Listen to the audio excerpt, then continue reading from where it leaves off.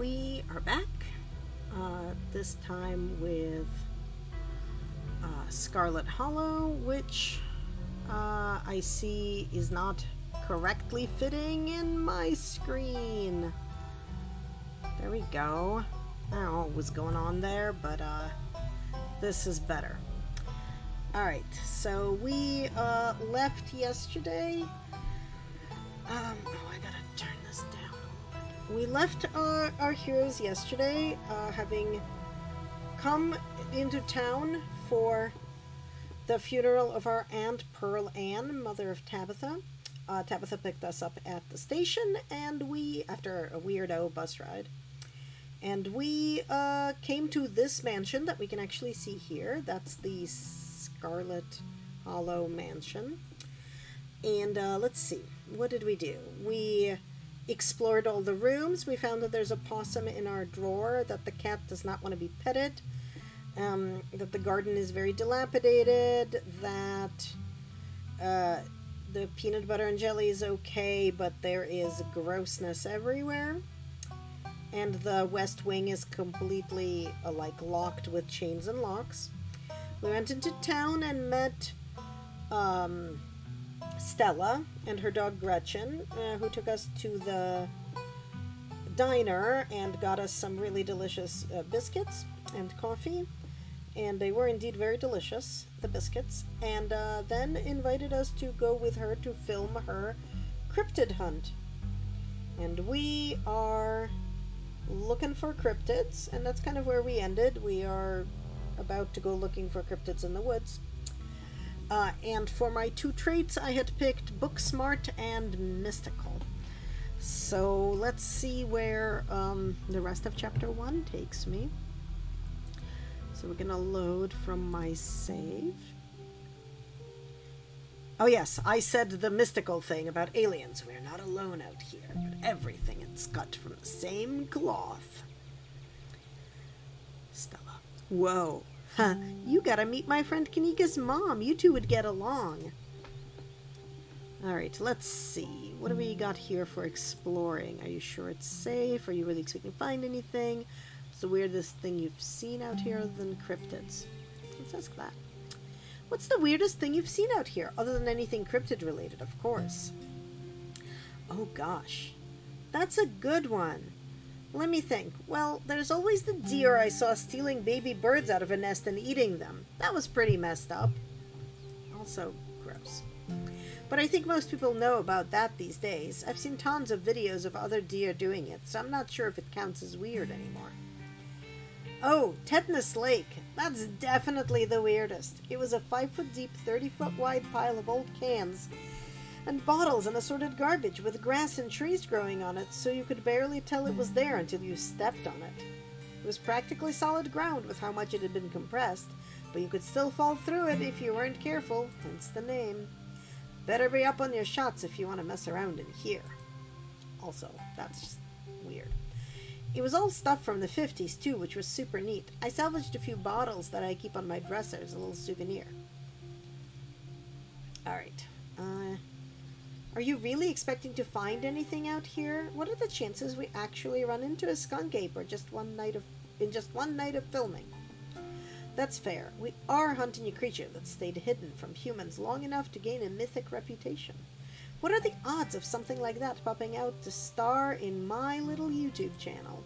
But hey, the chances are never zero, right? Did you hear that? Oh, calm down, Gretchen, you old mutt. Same to you, Stella. You're always jumping at nothing, girl. Phew. Sorry for getting spooked, Duke. I thought you were some creature of darkness. Nah, girlie, just old Duke. Now, what the hell are you looking for way out here? Skunk ape? Sorry I asked. Who is this you've suckered into coming with you? Wait a tick. You aren't... Is that... Yep. I see. Welcome to the holler. My condolences. I'll keep you in my prayers. Now both of y'all head on back to town, you hear? It's best you steer well clear of this area tonight. I I'm out dealing with my own critter, and I won't be too appreciative if a couple of fools with a camera scare away the more sensitive wildlife. What are you hunting tonight? Something tall and hairy? Something musky? You see anything like that recently? Wouldn't you like to know? I never could stay in your business, Stella Richmond. Put that damn camera down. Oh, come on, Duke. Maybe I can help out. I'm pretty good at tracking. You know I learned from the best. That you did, but I've yet to see a shred of proof that you listened to any of it, the way you tromp around the woods at night yelling about chunkabungas or what have you. Something's been getting at my chickens. I've lost 3 this week and can't afford to lose many more than that. I'm so sorry to hear that. But, I wonder if Skunk Ape has a taste for chicken.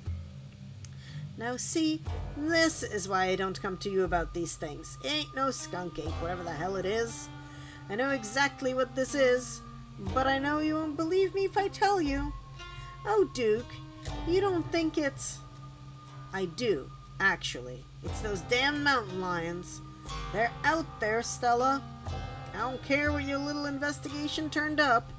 You haven't been out in these woods as long as I have. These sons of bitches are sneaky, of course. You wouldn't find any in one night of tracking. And I know for a fact that's what's been getting at my chickens. Couldn't be anything else.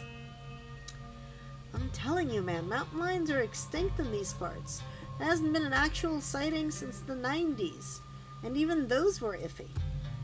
I can't believe you go out there on your YouTube saying some river monster spotted by a couple of school-aged Boy Scouts has been 100% confirmed, yet Appalachian cougars are some kind of far-fetched fantasy made up by geezers like me. You made me look like a fool. I read those comments people were posting on your video. They were calling me all kinds of names just for seeing things with my own eyes that I know to be true. I'm sorry, Duke. I didn't mean to sick anybody on you. I just don't think it's plausible. You'll eat those words when I come carrying a mountain lion corpse out of these woods at dawn. And if you two don't want a face full of buckshot, I suggest you run home and stay out of the woods tonight. As Duke's words leave his mouth, a sinking feeling starts to pull at your stomach, as if the 4 of you were inexorably creeping towards something terrible. Dun dun dun.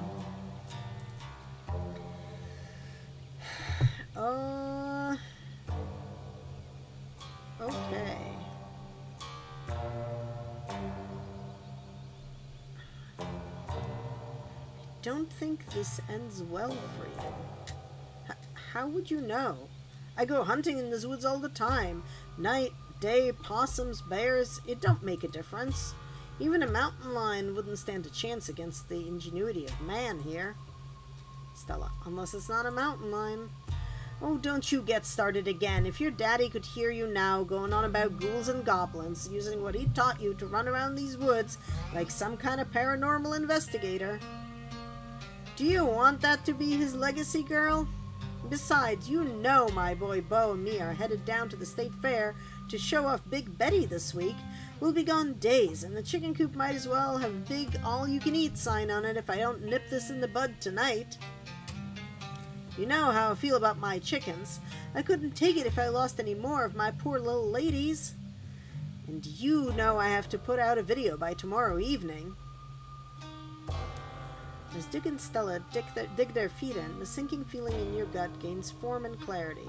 Somebody here is going to die tonight. If I miss an update, I might lose my new sponsor, and who knows what that'll mean for my career. Yeah, let's not say that. Let's just go, Stella. He's the one with the gun, after all.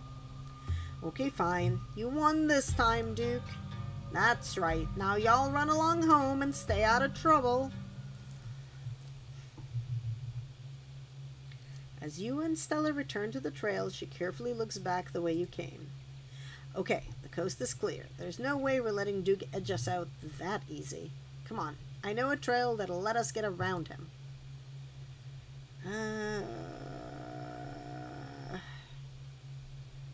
Okay. Yes, I knew you wouldn't give up on the hunt. Never. And trust me, we don't have anything to worry about from old Duke or his shotgun. I've gone out hunting with him before. The man sounds like a truck crushing through the trees when he walks. Even if we do cross paths, we'll hear him long before he catches wind of us. Trail's just up this way. Let's go. I don't know why she's bringing Gretchen, because Gretchen is going to bark her fool head off, but I guess she likes the dog. Alright, this looks like a good shot. Mind holding the camera? She hands you the camera and takes position. Ahem. As night falls, my new assistant, the mysterious Anna, and I find ourselves on a high hill in the Blue Ridge Mountains, where we'll begin our hunt for the elusive yet pungent skunk ape. Though mostly encountered in Florida, this possible relative of Bigfoot has been spotted all along the southeastern edge of the United States, including right in this very county. Here's hoping we get a glimpse tonight. We'll check back once we're on the trail. Until then, stay searching, Stellars. I can take your camera off your hands now. We'll be able to start the tracking scenes once the sun sets all the way. In the meantime, we get to take in all this beautiful scenery. It's gorgeous out here, don't you think? Though you and Stella are back on your own, the unsettling feeling that penetrated your gut earlier still remains. There's something wrong in these woods, though what it is still eludes you.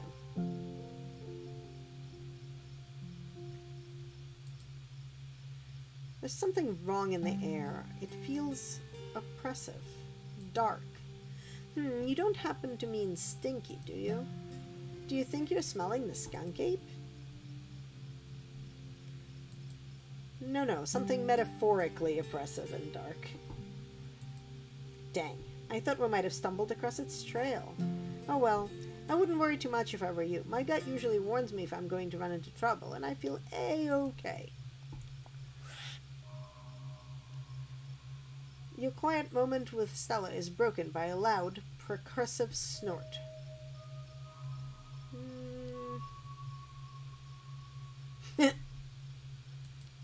Whoa, was that a deer? I've seen videos of them making that spooky little warning snort, but I've never heard it in person. Sure was. Let's check it out. As you and Stella hear the footfalls of animals retreating into the woods, she reaches for her flashlight. A single deer remains behind, staring down the beam of light while Gretchen whines and pulls at her harness. A deformed Chernobyl deer.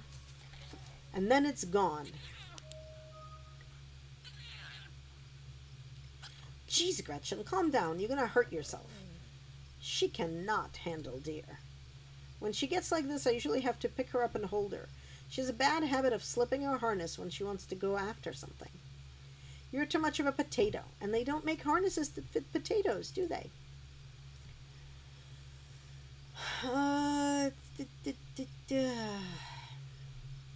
Okay, let's be book smart. Was there some sort of cyst or something on that deer? It looked bad. Yeah, I think you're right. I bet it was an abscess, maybe a tumor. It's not like wild animals can get those taken care of, so they just get bigger and bigger. Poor thing. But there's not much we can do about it. Why do you bring Gretchen out here with you? She doesn't seem like the safest choice for a hiking companion.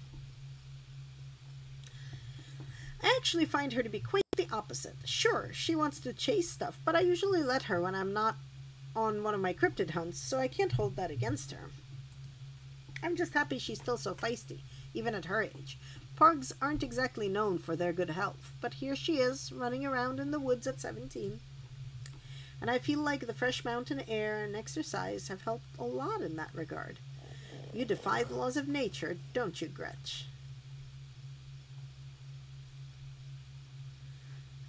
Alright, let's remain silent. Hey, are you hungry? Now seems like a great time to take a snack break. It's always a great time for a snack break.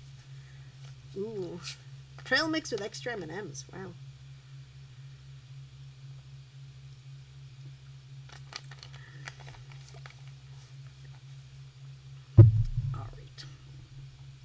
As you settle down to rest, Stella breaks open a bag of assorted snacks. Oh, let's see. Do we want trail mix, snake bar, dried apricots, sesame sticks? I'm going dried apricots. You grab a handful of dried apricots. I actually dried these myself. I wound up getting a bunch of apricots for free from Janie a while back and didn't know what else to do with them. It's wild how easy it is to make your own dried fruit.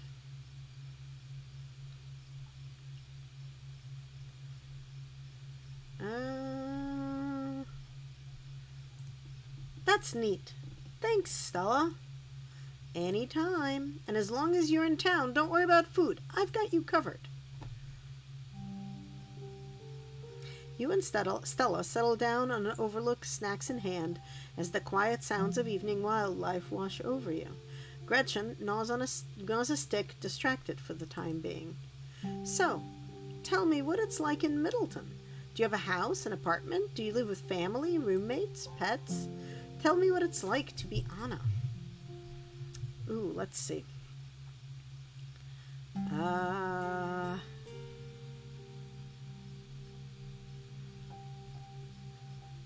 live in an internet cafe. These choices are special. I live alone in a dingy studio apartment. It's a mixed bag. At first it was kind of nice to finally have a space that was just mine, but now it feels cramped. It's like I'm stuck in a closet alone and no one can come out, let me out, because I chose this for myself, and as far as they know, I'm happy being there. The light flickers, the toilet is constantly getting backed up because the landlady upstairs keeps flushing her cat's litter. It smells like cigarettes for some reason, and it's home to an extremely durable population of roaches. But I guess it's home. I do what I can to spruce up the place. I got a plant. You know how they say living things are supposed to brighten up a room. When you put it like that, I wonder if staying in that old mansion is a step up or a step down for you. Maybe just a step sideways. Have you tried looking for a different place or maybe finding a roommate? There's got to be a better apartment than that in a big city like Middleton.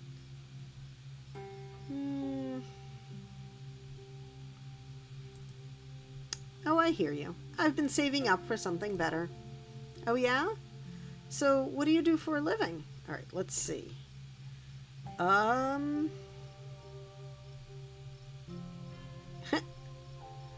Ooh, I'm gonna be a streamer. I'm actually a streamer.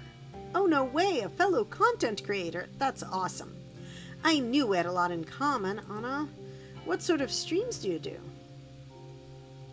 I mostly stream video games. That's cool. I'll have to check out your channel sometime this week. How do you like it? I wouldn't trade it for the world. Most people I meet tend to raise their eyebrows when I tell them what I do, but I love it. It might not be much, but it makes me feel like I'm taking control of my own destiny. Believe me, I can relate. I don't think I'd give up what I do for anything. A crisp breeze passes over you. What about you? What's your living situation? Gretchen and I live in a little house just outside town. It's actually the house I grew up in, so that it has a lot of pleasant memories attached to it, and I'm glad I could keep it in the family. My great-great-grandfather built that house, and he must have done a great job because it's just as sturdy as it's ever been. Do you live alone there? Yeah, the place used to belong to my parents, but they're not around anymore, and the holler's small enough place that other folks don't need roommates. Oh, geez, I'm so sorry. It's okay, you didn't know. And I've done my morning. You don't have to watch your tongue around me or anything. Life goes on. Oh my god, why do I keep talking about Dead Moms Club? What were they like? Did you get along? They were amazing. Two of the nicest people you'd ever met, and interesting, too. My dad was a bit of a regional legend among hunters and trappers. He was always out in the woods on the trail of something, and we certainly had some interesting dinners because of him. He had to learn how to fend for himself, you see, since his family didn't have much growing up. So he learned how to hunt and trap and got damn good at it.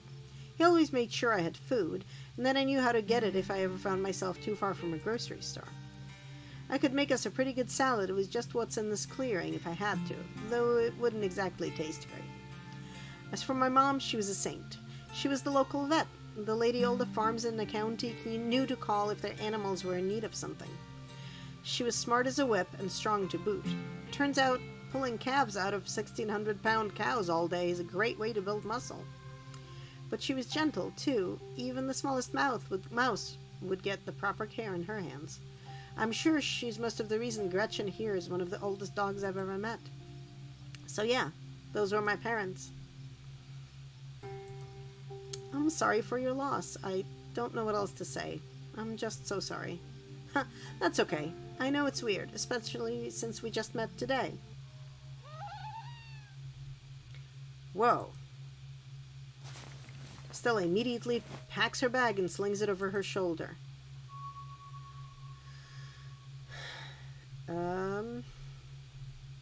Let's keep being mystical. That wasn't the sound meant for human ears. Whatever made it, it is close. Here, hold Gretchen's leash for me, and let's check this out. You and Stella inch toward the tree line as she shines her flashlight into the woods. As you approach, a series of weak clucks call out from a nearby bush. Maybe Duke's birds weren't eaten after all.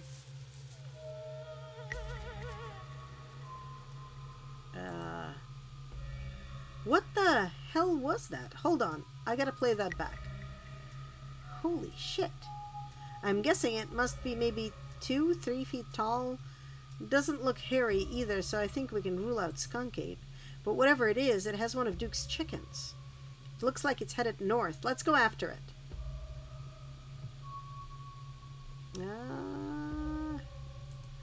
Right behind you.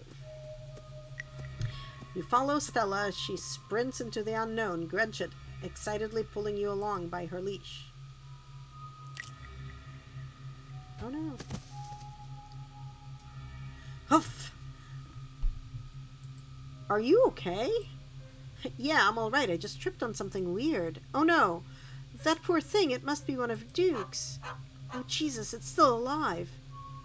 Okay, let's go investigate that chicken. Also, it also has a weird tumor. This is almost certainly not a coincidence. Like, that is almost certainly not a coincidence. You move towards Stella to get a closer look at the chicken. Don't let Gretchen too close. She'll try to take a bite if you don't stop her. You hold Gretchen leash close to your chest. She seems nervous, squirming slightly against her harness. Yeah, let's examine that growth. Good God! At first you thought it might have been a tumor, but this is something else. The skin is stretched taut, the growth pulsing beneath. If you didn't know better, you'd say this could be some sort of parasitic growth, like a wasp laying eggs inside a caterpillar. Gross. The poor little chicken eyes look up at you, glazed over, but still rolling around in their sockets with unfortunate life. Looks like this is what Stella slipped on. The wing is barely still attached, but that seems to be the least of this chicken's concerns. Having investigated to your heart's content, you turn away to give Stella room to film. Ahem, it seems we've found one of Duke's chicken, folks, and she's not looking good. I'm hesitant to speculate, but she definitely seems to have some sort of growth under her skin. Could be a tumor, could be something else. Either way, I don't think there's much of that can be done for her in this point. Geez, I'm gonna have to put up some massive content warnings for this video. Hey, do you hear that? What in Sam Hill are you two doing out here? Didn't I tell you to? Birdie? Oh, Birdie, what's wrong, darling? Good God. Did y'all see what did this to her?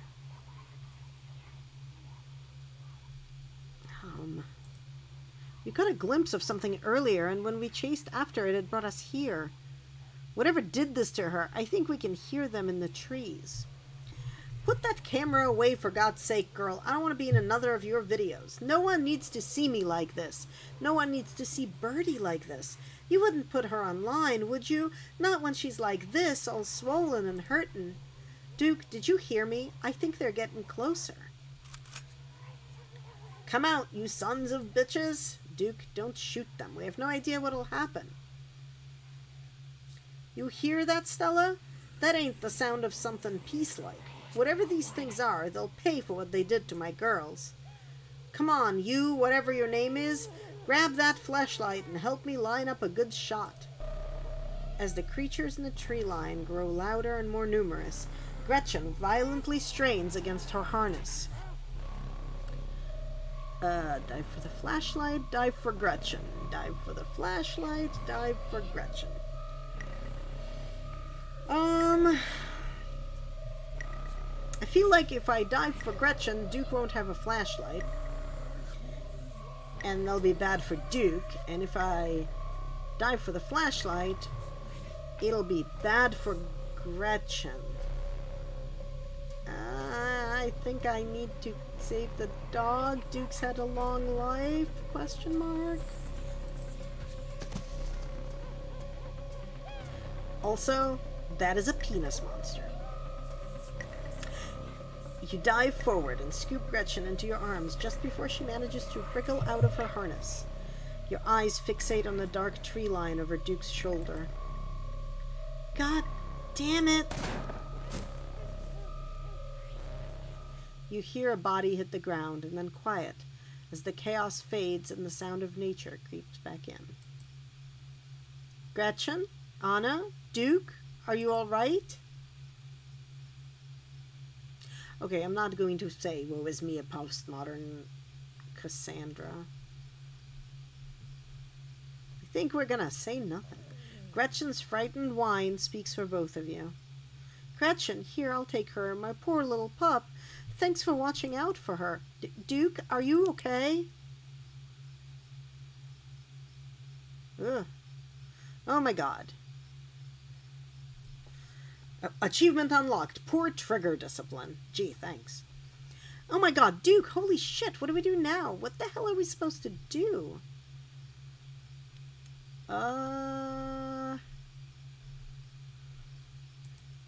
Isn't this what we've been searching for? These things out there are real. We should go after them. Yeah, you're right. We need more footage. Come on, let's go after them before we lose our chance. Lead the way. Looks like Duke managed to tag one of them before he...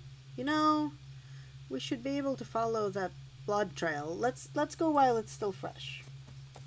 Also, now we know the creatures bleed. As you and Stella push through the woods, the unearthly sounds once again surround you. Stella?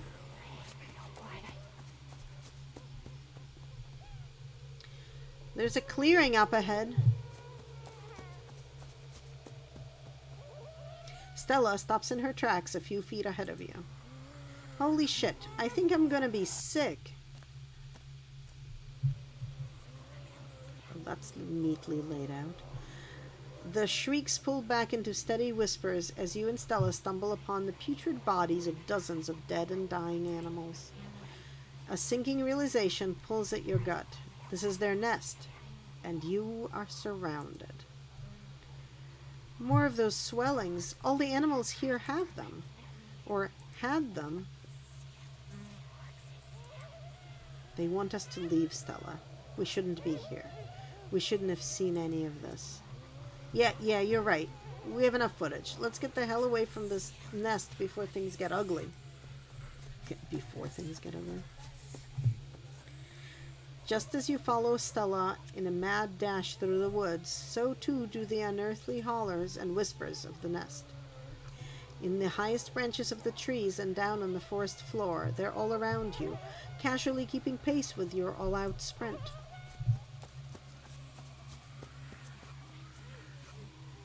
We're almost there. As you and Stella reach the main road, the cries of the creatures fade back into the sounds of nature. It sounds like they've stopped following us. I should get reception now that we're back on the main road. Let me find my phone so I can call the sheriff. You feel a buzz in your pocket. 6 missed calls from Tabitha. And 13 text messages.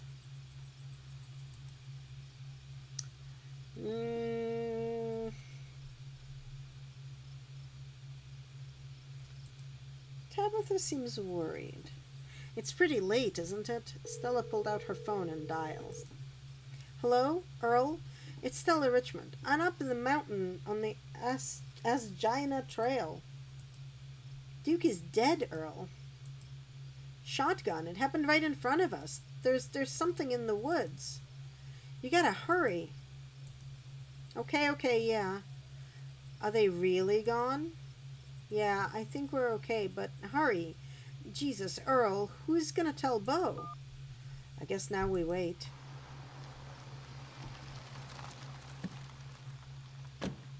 It takes a little while, but eventually a patrol car arrives at the scene.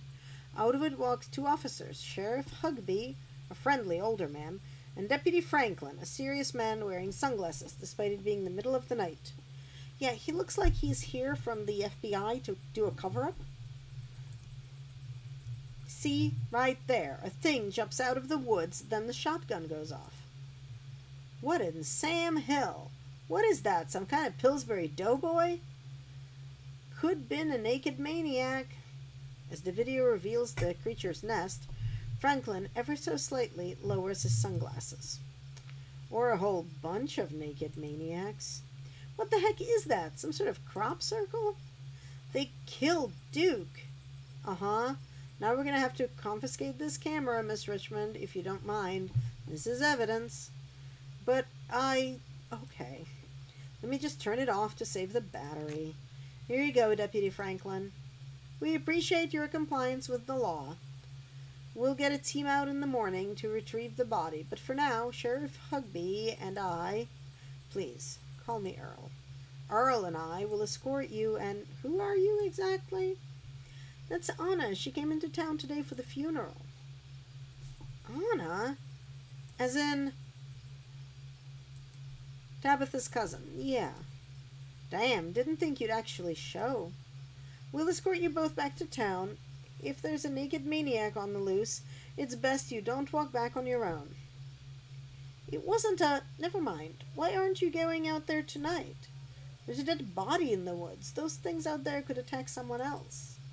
Well, it ain't exactly like old Duke's going anywhere at this point. He'll still be out there in the morning. We only have a skeleton crew at the moment. Monday nights are Deputy Derrickson's bowling nights. We'll be on alert for any more reports of naked maniacs, but retrieving Duke will just have to wait. Now, if you'll kindly step into the vehicle, we can return you safely to your home. Do we have to ride back with you? We can just walk. Those creatures left. We'll be fine. I'm afraid I'm going to have to insist, for your own safety. Stella sighs. Okay, thank you.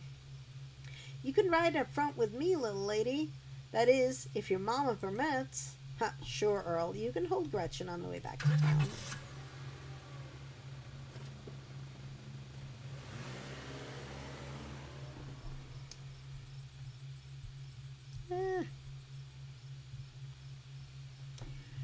You two stay out of trouble. We'll have this all sorted out in the morning. Just get a good night's sleep. And you, whatever your name was... Anna. Sure, you're in town for the funeral. Good. Don't you go leaving before then. I imagine we'll need to ask you a few questions about everything you've seen tonight. Stella, keep an eye on her for us. Make sure she doesn't get into any more trouble. You all have a good night now. Bye-bye, Gretchy, and you'll have a lovely evening. If any bugaboos give you trouble, you know how to get in touch. Yep. So, just to kind of let you know, things that I have seen. A cartoon dude got shot. There was a dead chicken and a sick-looking deer. Some weird white creatures that sort of look like weird snake dick monsters. That haven't done anything other than be creepy. And their nest, which is like full of animals they've hunted and killed, presumably, with some sort of weird, mysterious growths. That has been the weird so far. And here you are, back in town, away from the woods, with no one but Stella in sight. Holy shit. I hope you don't mind me asking, but why on earth did you ask them if we could walk back? It's a fair question. I've just had some bad experiences with cars. I don't know how to drive them, and I don't like getting into them unless it's literally a question of life or death.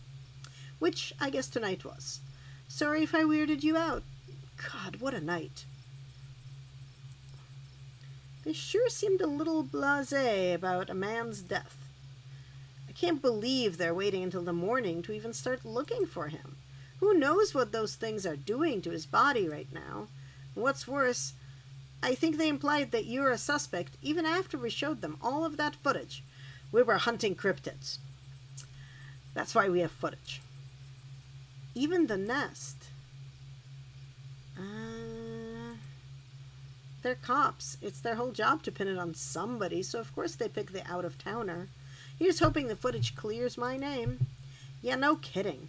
But it's okay. I'm not gonna let anything bad happen to you. I was there. I filmed the whole thing. At the very least, it'll never hold up in court. And it won't get to that point either, because we're gonna do a little investigating of our own. Of course we are. We've got to find out more about these things. If we can get clearer footage, or better yet, trap one of them, there's no way they can blame you for what happened. The library doesn't open for a while, but I've read every book on cryptids they have and never came across anything like this. There is someone in town who might have some useful information. My friend's mom. Her place isn't far. We should head over now before it gets any later. Yes. So, game starts. You get to name yourself and you're on a bus traveling to North Carolina, I believe. Your cousin contacted you telling you that her mom, your aunt, named Pearl Ann, just died and invited you to come for the funeral. Your mom has also, recently passed away, and she left town on bad terms with her family, so you have never met your cousin, you've never met your aunt, you've never been to this town, but here you are on the bus. You get to town. Your cousin Tabitha is very surly and curt and takes you to the family mansion, which is giant. You find out that your family has owned the coal mine in town. The mansion is falling apart. It's dangerous to walk across the floor. There are holes in it falling apart. You basically find out that it's kind of really run down and decrepit, and very creepy. Everything about the town is kind of a little bit creepy. While you go into town, you run into Stella and Gretchen, her dog.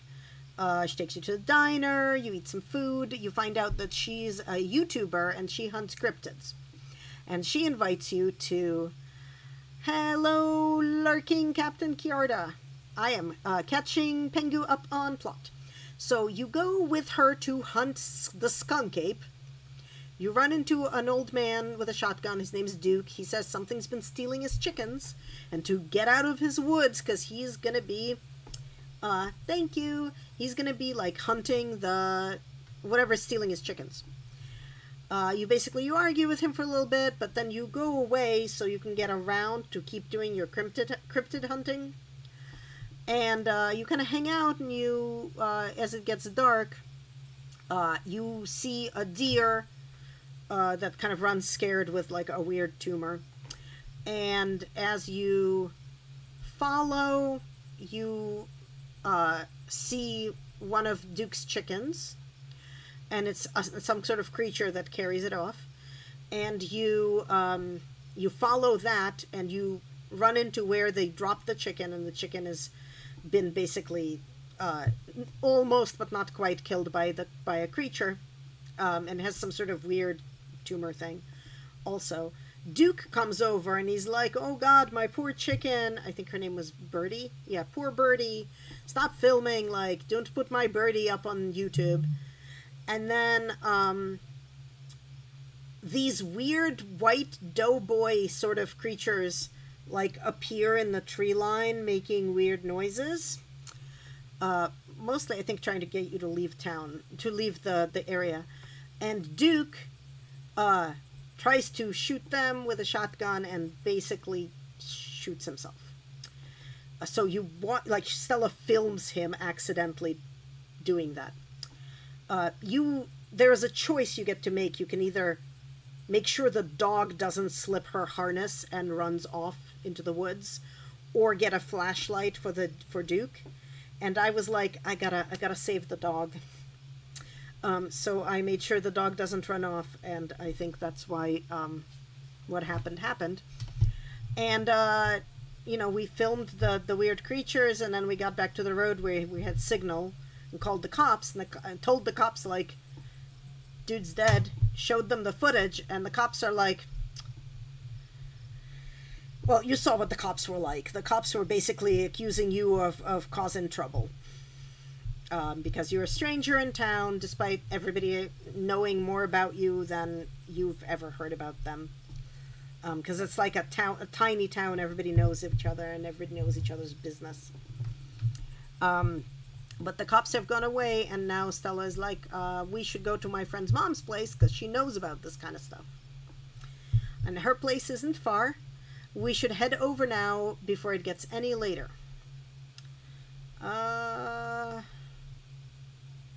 Okay. Well, yeah, let's do it, because I'm curious. Let's do it. Awesome. Let's go. I hope she's still awake. Oh, no. Jesus! I'm pretty sure it's not Jesus, Stella. Nope, it's a dude. You and Stella turned to see a shadowy figure staring at you from across the road. You didn't hear it approach. Welcome home. Mystical. Wherever this is, its presence has chilled you to your soul. Yeah, so I got to pick 2 traits when I was creating the character. I am book smart and mystical. Before you can respond, the door behind you swings open. An older woman stands in the entryway. Go home, Wayne. I can't help you tonight. You look back, and the figure is already gone. Disappeared into the shadows of the night. So, my housemate's playing this, and he chose Street Smart and Keen Eye.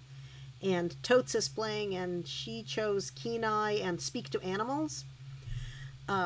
And I decided to choose Mystical just in case it's anything interesting. Mostly I feel weird things.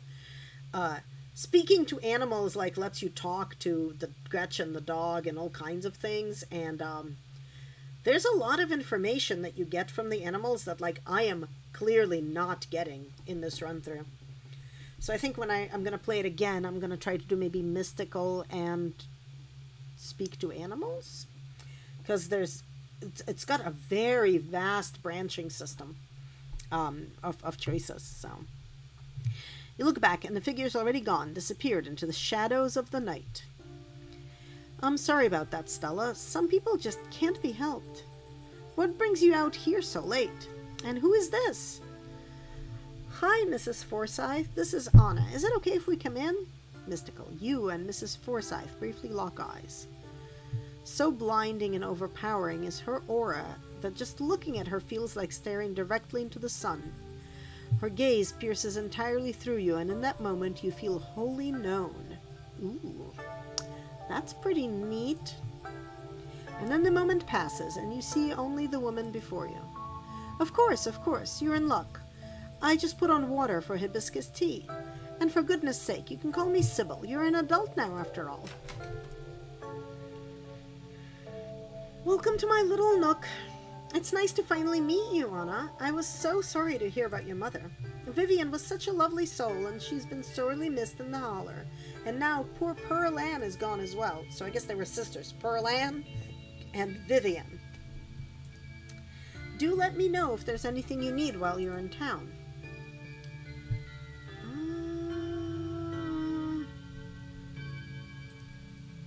Who was that outside? Just a very sick man. You don't need to be worried about him. Yeah, so explore options. Let me ask questions without kind of like advancing the plot. That's why some say explore and some don't. So, you knew my mom? Of course, dear. She was a good friend of mine for many years. She was such a lovely woman. You should come by sometime. I can delight you with unsavory tales of her youth. How did you know that she died? Oh, poor Lan was a chatty woman. Not much went on that wouldn't get an earful of, bless her heart. I've never met poor Lan. You don't have to pass on your condolences to me. I have no feelings about the woman. Huh, that's fair, child, but it seemed like the right thing to do. We need your help. Ah, yes, I suppose pleasantries can wait for another time. What's got you here so late? You seem troubled. You know about weird stuff, right? Unexplainable stuff? Sybil. I'm not so sure I follow, dear. I know which oils to use for which aches. I know a bit about classical spiritualism. Just what sort of unexplainable things are you talking about? Duke was killed tonight by something in the woods. Oh my lord. Have you contacted the police? Yes, and they didn't take it very seriously. They're not even looking for the body until tomorrow. Those things out there, I don't even know how to describe them.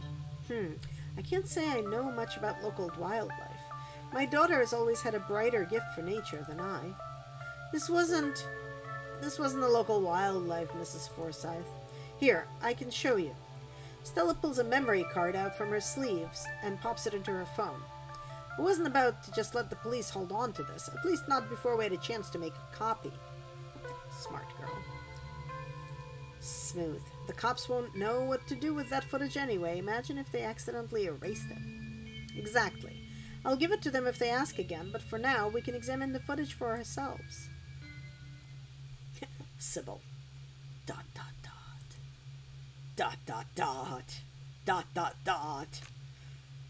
Where was this? Up the mountain to the northwest. Within the town limits? Yes. I see. Is there a way to make the video bigger and louder if you can? I'd need to plug the memory card into a computer. I could go back and get mine. No need. Kanika should still be awake. She can lend us hers. You'd better come with, Stella. I'm sure she'll be more willing to help a friend than her nosy mother. I'm assuming that's a tea kettle I can hear. Kanika, come on out. We could use a little help. What, Mom? Oh. Hey, Stella. And Gretchen, who's a good potato? And a stranger. What are you doing in my house?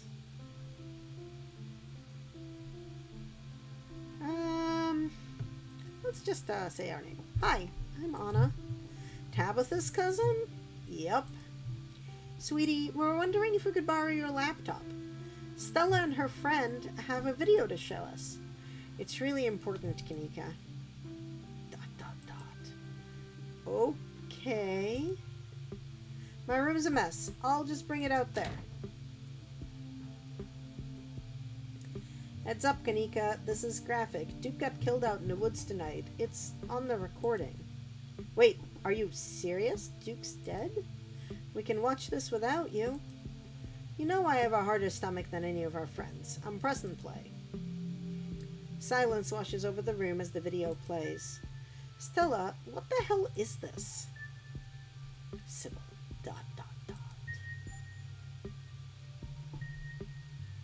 I'm sorry either of you have to see this, but Anna and I have no idea how to make heads or tails of it. Also, I love that they have a sign that says tea is life. Stella, are you okay? Did you get hurt? I'm fine, really, I'm okay. Remain silent. Poor Duke, poor Beau. Has anyone told him yet? We talked to the police. I hope they told Beau, but Earl and Deputy Franklin didn't seem to be in much of a hurry to do anything. I'll call him later tonight. But for now, we have something far more serious to discuss. Now let's be mystical. Whatever happened in the woods? We weren't supposed to see any of that. Sybil, you're not wrong. These things, my grandmother called them ditchlings. They're a terrible omen, a sign of great suffering and destruction to come. Mom, come on, whatever doing this is serious. Stop scaring Stella and Anna with this telepo crap. A man just died. Have some respect. Kanika, sweetie, let your mother talk. The creatures themselves are harmless to people, despite that grisly scene in the woods. How can you say that? Duke is dead. An unfortunate accident and nothing more. Just as birds flock before a storm, the ditchlings congregate where tragedy is soon to fall. To see one is to be cursed by fate. To see so many in one place is... Sybil holds her silence. Jesus, Mom, they've clearly had a rough night. They don't need this... It's okay, Kanika, this is helpful. Stella, whatever these things are, they aren't magic. We can't rule that out, not after what we saw. But fine, let's focus on what we know. Whatever they are, they're doing something to those animals. You saw the nest. What were those growths?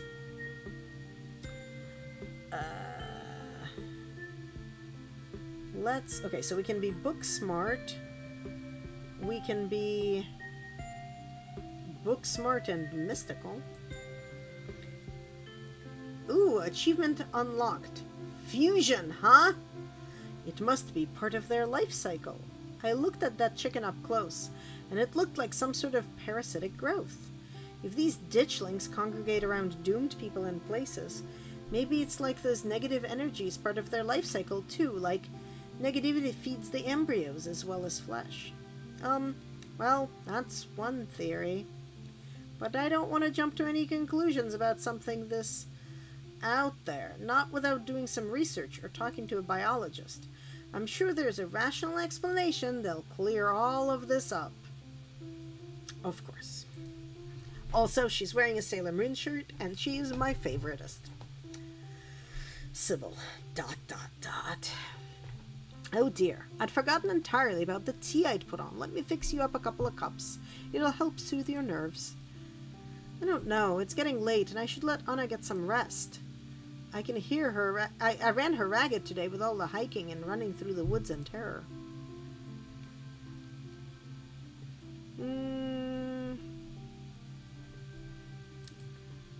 I can stay out. I'm still wired from everything that happened. Huh, okay. Maybe it's that I'm eager to get home and start doing some research. I'll ask around on my usual forums to see if anyone has information on ditchlings. Is that what you called them? That's right. You go on home now and do try to get some rest. Don't stay up all night on the online. Let me get you some of my house-made peppermint tea to go. It really does wonders to soothe the soul. Bye, Stella. I'll see you tomorrow, okay? And call me if you need to talk.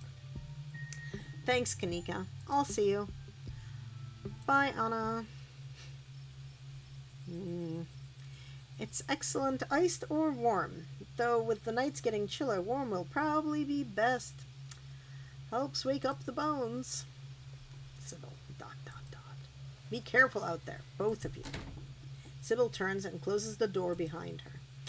Alrighty, let's head back home. My home, I mean. And here we are. You're welcome to stay the night if you want. We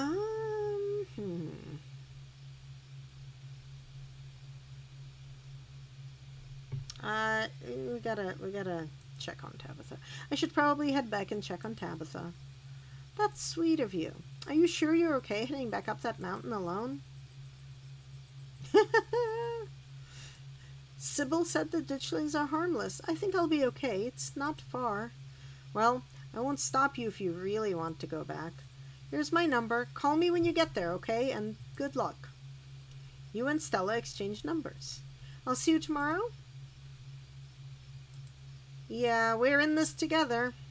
Yeah, we are. Stay safe, buddy.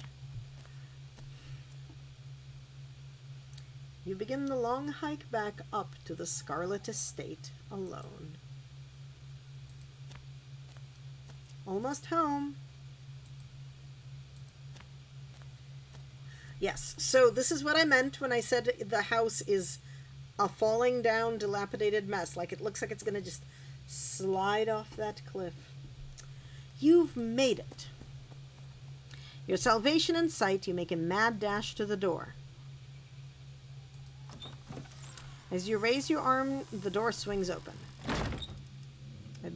Achievement unliked. Good cousin.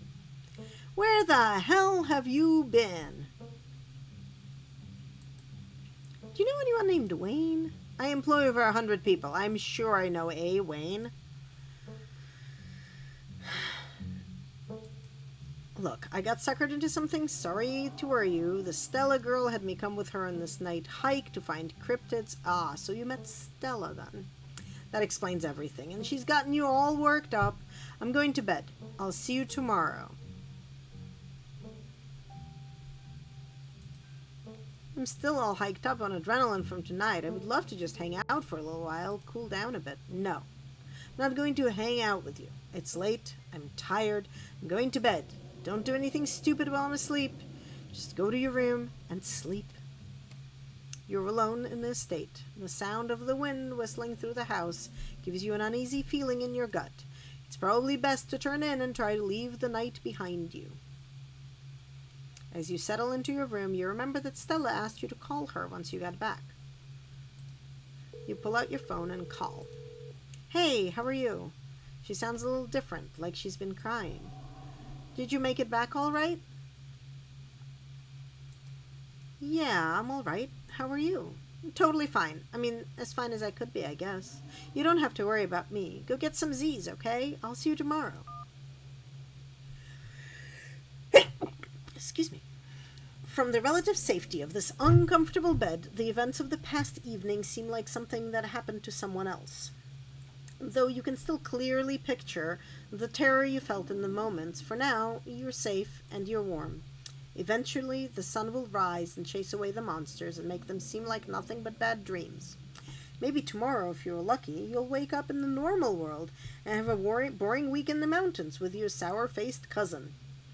Thank you for the Gesundheit. It's a nice thought, but deep down, you can't help but worry that things will only get worse. I think this is the end of chapter 1, maybe? I think so. Because this is like a montage of the house. Scarlet Hollow, Town Hall. Established 1620? 1820? Can't tell.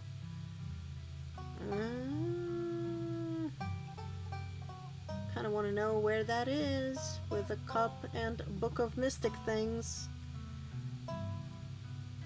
Or who that is.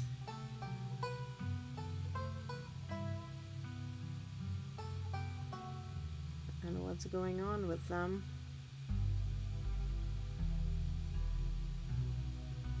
Or where that is. Creepy. Also, random sheep. Llamas? Sheep, llamas? And eyeballs in a cave. And a giant pumpkin. Pumpkin. I think it's Halloween time in the game. Okay, I'm assuming that's the mine. That's a very ancient looking mine. That's a creepy estate. Look at that. Old, creepy, decrepit estate is like freaking falling apart. But I also want to know what these rooms with like all the weird locks on them are. Look at that. That like cannot be anything but like a place that you desperately want to go explore. Alright, so that was it's the end of episode 1. Episode 2 waits. Okay. Achievement unlocked, Ditchlings. Achievement unlocked, the very hungry caterpillar, and I didn't read fast enough for the other achievement that I've unlocked. Well, let's save. So this is chapter's end. If you'd like to continue with this world state in episode 2, please save your game now. Well, let's just save it again. Would you like to see a recap of episode 1? I would like to actually, what is this? Ooh, These are... Oh, there's a list of my major decisions. I refused boiled peanuts. I didn't realize that was a major decision. Found an opossum living in my dresser and made him a nest. Oh, yes, I dumped my clothes on there. He seemed happy. Watched Duke die in the woods and called the police. Met Stella's friend Kanika and her mother Sybil and learned about ditchlings. Returned to my cousin's estate before going to bed. Okay. Oh, this is like all the things that I can read. Okay, that's pretty cool. And, let me go back to the main menu.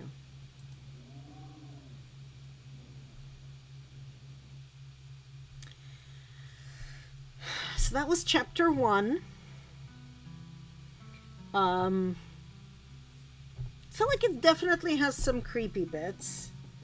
And definitely has some scary bits, like a little bit scary bits. But there aren't a lot of jump scares because things happen kind of on their own face. So like, you're gonna look in the dark woods. So it's a picture of Stella with a ready flashlight and a black circle of trees. And I know that, like, if I click next, she's gonna point her flashlight and whatever scary thing is there, I'm gonna see. But because I am clicking, right, it's not a jump scare. I click, it shows a weird deer, right? Like, so that is pretty neat from my perspective. And then there's definitely something weird and mysterious going on in town. And the cops are very blasé, and I don't know why. Like, if they're covering things up for somebody, or this is just normal. I feel like there's some sort of weird curse on my family that I am, like, now back to deal with. I don't know. Like, I don't know what's going on. It's real creepy. And I don't know if I should, like, play more tonight, or, right? Shouldn't I, like, care more about that? I'm trying to decide if I should, like, take a small break to go use the restroom and play more, or not. I'm thinking I would like to start chapter 2, but I do need to go use the restroom, so I'm gonna take, like, a super quick break, like 2 minutes. So anybody watching, go grab a drink, go grab a bathroom break, and I'll be back and we'll start day 2 in this weirdo town full of weirdo people.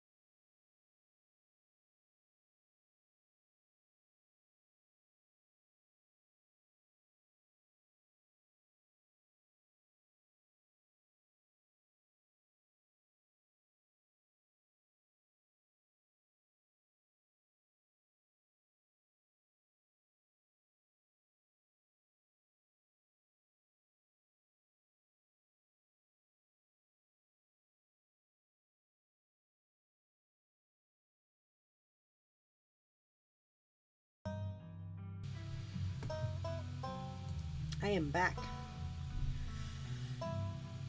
Alright. Let's get comfy and see what we get. Oh my goodness gracious. Alright, so...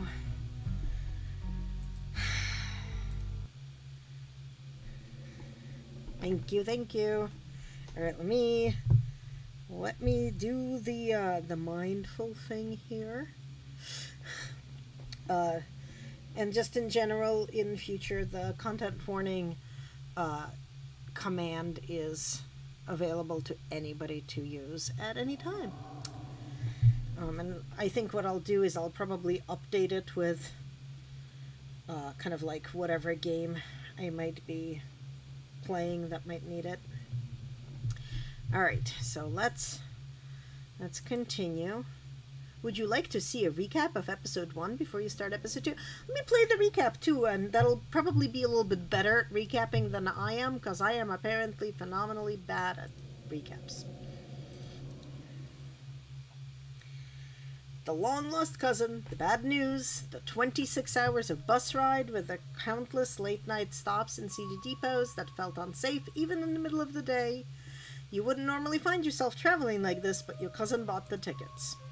The funeral of Pearl Ann Scarlet, your cousin's mother and your aunt, seemed like something you shouldn't ignore, even considering your own late mother's rocky relationship with this side of the family. Welcome to our family's humble estate. That's our cousin Tabitha. Unfortunately, due to the current state of the house, only a few rooms will be safely accessible during your stay. Wouldn't go wandering anywhere else if you value your limbs. The floors have been known to give out. So, has Stella mentioned she's famous? Oh, Avery, I'm not famous. Look, if you're not gonna go around tooting your own horn, you know I'm gonna do it for you. Stella sighs. I'm a YouTuber. She hunts cryptids. Avery works at the local diner. There's our weird deer. A single deer remains behind, staring down the beam of Stella's flashlight while Gretchen whines and pulls at her harness. There's Duke. You'll eat those words when I come carrying a mountain lion corpse out of those woods at dawn. There was my... Come on, you, whatever your name is, grab that flashlight and help me line up a good shot. So there was my decision point. Save the dog or light the way for the old dude. As the creatures in the tree line grow louder and more numerous, Gretchen violently strains against her harness. There's our creepy, slightly penis-like monster. You dive forward and scoop Gretchen into your arms just before she manages to wriggle out of her harness. Your eyes fixate in the dark tree line over Duke's shoulder. God damn it. Stella, keep an eye on her for us. Make sure she doesn't get into any more trouble. Welcome home, said Wayne. My grandmother called them ditchlings, and they're a terrible omen, a sign of great suffering and destruction to come.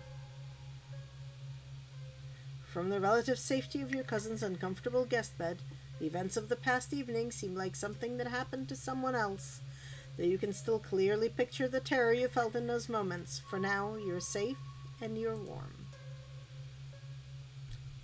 And now, day 2. Yep, let's wake up. That's not a lot of choices there. You open your eyes. The sun has risen. The birds are singing. You're still alive. And for now, you are safe. Your gaze wanders across the room to the window and the woods beyond. You wonder if the monsters are lurking there right now, just beyond the trees, ready to pounce as soon as you leave the crumbling estate. A familiar unease settles into your gut, tangled into a knot of anxiety wriggling as the events of last night play out in your head. You can't help but remember Duke, slumped against the tree, pieces of him scattered across the clearing. You're not sure if you'll ever feel okay again after what you've seen, but you can't stay in bed forever.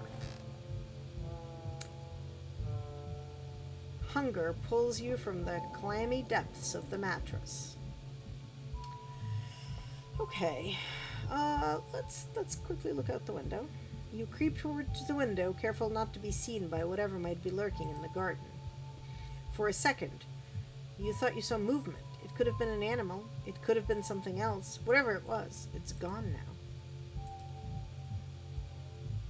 Maybe you'll head out there and investigate after you've finished waking up. Let's check on our friend the opossum. You open the drawers and check on the little opossum you met yesterday. Oh good, he's still there. That's nice. But it looks like you won't be able to use those clothes anytime soon. Leave the little man in peace. What's the harm in letting the little man continue to nest in your clothes? At least your outfit from yesterday still smells pretty okay. Maybe nobody will notice.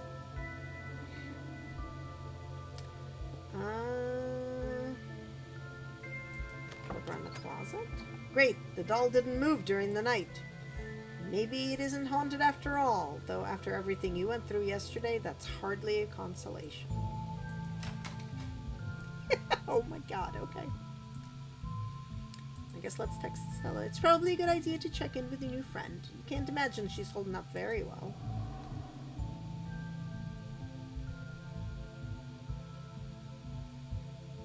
Yep, meme time. Yep, correct. It might take her a minute to get back to you. In the meantime, dressed and get down to the kitchen. Time to start your day. You're back in the kitchen. Frou Frou eyes you from her favorite spot on the counter. Excuse me, ma'am, but may I pet your beautiful fur? Part of you hopes that flattery might win her over, as silly as that may seem. You are, after all, talking to a cat. Frou Frou merrily flicks her tail faster. Doesn't look promising. Hey! Did you know the police called me this morning? You've only been here one day and you've already had a run-in with the cops.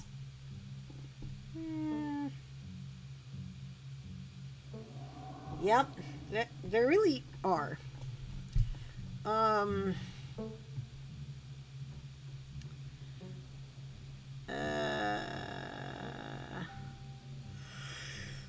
Okay, there's a lot of options here. But let's be mystical. Tabitha, the events of the past night were only the first taste of the coming storm. We need to either leave or do something about it. Duke and Stella didn't take my intuition seriously last night, and look where that's landed us. I need you to believe me. You don't need to spin me tall tales to wiggle your way out of this. Just be careful and remember that your actions have consequences for the people around you. I don't have the energy to spend this week cleaning up after your messes, so just don't make any extra work for me, okay? Did the cops say anything about Duke? Did they find the body? Body? They didn't say anything about a body, but apparently he never went home last night, and they had quite a few questions about you, huh? And before you ask, don't worry, I told them that you're an upstanding citizen.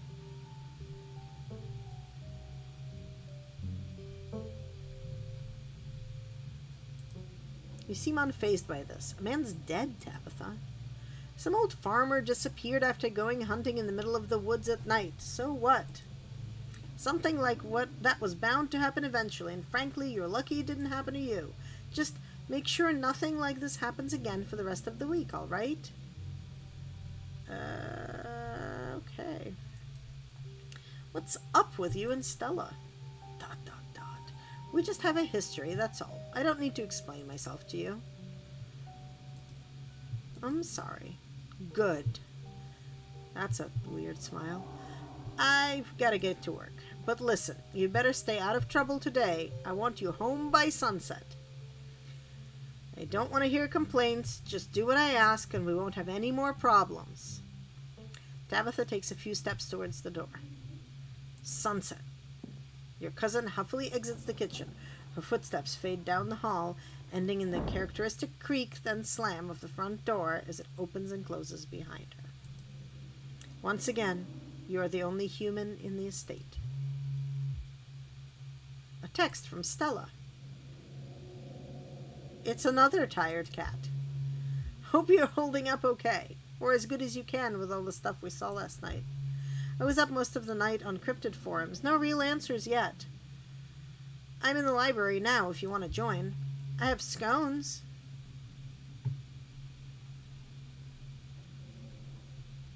Scones? Say no more. And that's that. Time to start your day. Let's investigate the garden real quick. As your eyes wander to the garden door, you shudder, remembering the brief glimpse of something you saw from your upstairs window. It was probably just a raccoon, but the uncertainty of what you saw gnaws at you and compels you to investigate, if only to prove that it was nothing. At the very least, you don't see anything now. You wander further into the garden, trying to pinpoint the spot where that thing had been lurking, if indeed there had been a thing to begin with.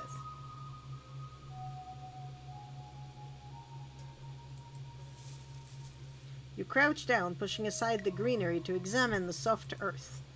A bootprint, a big bootprint, and what looks like some kind of viscera. Your thoughts turn to the specter from the night before. You snap a quick photo just in case it comes in handy later. You send the photo to Stella. Look what I found in the garden, across from my window. No way that's Tabitha-sized. You head back inside. Time to figure out what to do with the rest of your day.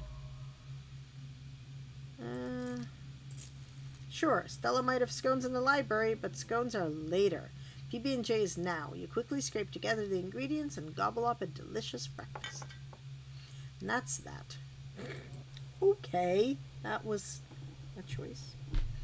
The walk back to town is much less pleasant today than it was yesterday, when you didn't know that the woods were full of monsters and strange men who knew your name.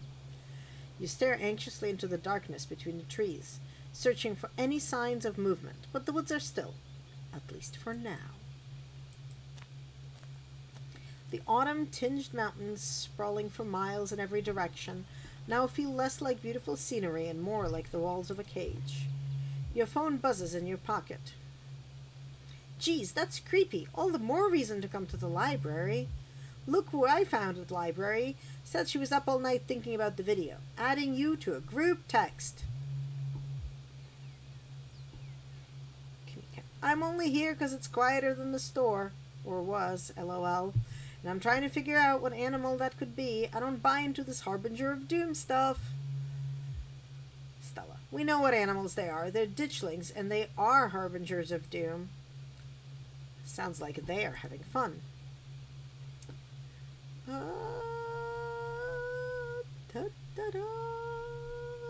Okay.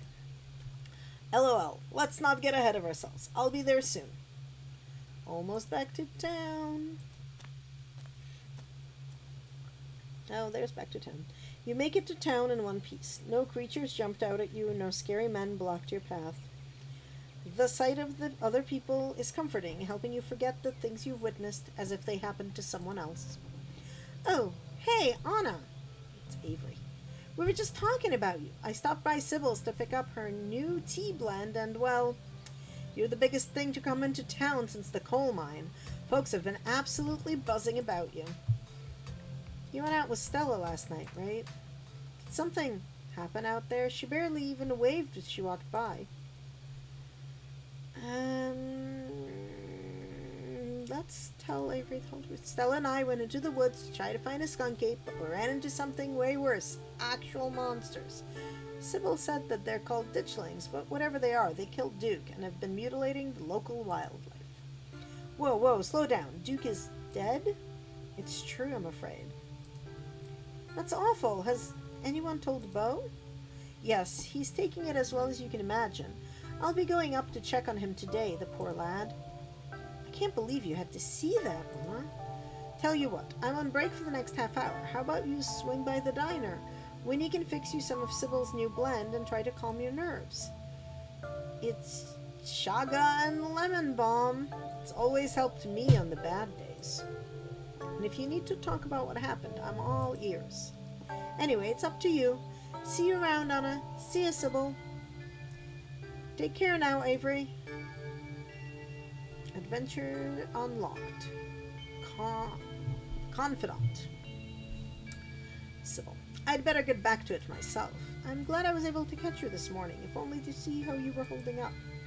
Please don't hesitate to step by if I can be of any help. Ooh. Let's be mystical. We both know this place is cursed. How are you so calm? Don't mistake my calm demeanor for complacency. We all have our parts to play in this. I trust that you and Stella have what it takes to get to the bottom of things. I'm so sorry to cut our conversation short, but I've got things that need tending to. Stay safe, Anna, and God bless.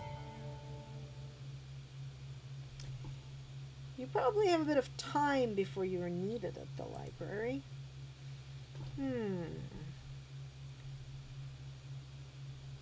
Swing by the general store. This is your first time seeing the general store in the light of day. A young man sits at the table by the register, too preoccupied with his phone to care that you stepped in.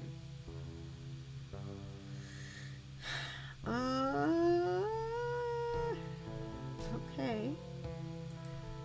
Hi, I'm Anna. I just got into town yesterday. Yeah, I know. Mom told me. You should get out of town. There are monsters in the woods. I'm serious. Something bad is going to happen, and you should get out of here as soon as possible. You've been talking to my mom too much. What's your name? Miles. What you doing on your phone? Games. You probably haven't heard of them. See ya, Miles. Miles doesn't respond as you turn and leave the general store. Okay. Achievement unlocked. Just browsing. You head towards the diner. Diner's a little quieter today, but the air is still heavy with tantalizing smell of breakfast. Let's not warn the patrons. You know what? I don't think it'll do anything and make them think you're even weirder. Achievement unlocked. Coffee date. I guess it's a date. You slide into the booth across from Avery. Hey there, stranger. Before you can exchange words, Winnie sidles up, a fresh mug of tea in hand. Heard you might need this. The answer's 20 up to 29 down is oink, by the way. What? But the clue is pen sound. How is that a sound a pen makes? Wait, pen like big pen? Are you kidding me? How was I supposed to guess that? I don't know why you even bother with those things. They're just gonna frustrate you. It's just something to do to fill the time, but maybe I should switch to Sudoku. Winnie leaves Avery contemplating daily newspaper puzzles, returning to her seat behind the counter. So, thanks for telling me about last night. If you want to really get into the grisly details, you can tell me. I won't judge.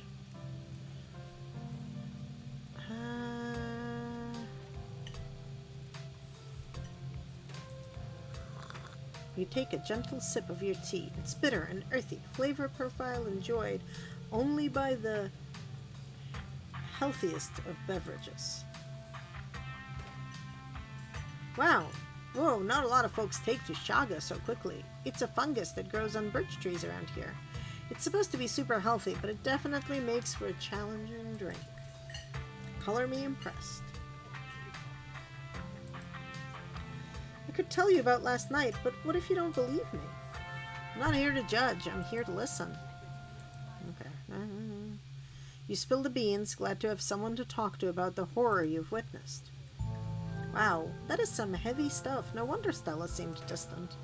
Monsters in the woods. I may not have lived here long, but I've never heard of anything like that happening around these parts. Can't say I like the thought of it. Now that I think about it, when the cops came in for their morning coffee, they mentioned something about going out to the woods to look for someone. It must have been Duke. They seemed so disconnected from it. I figured it couldn't be very serious, but wow.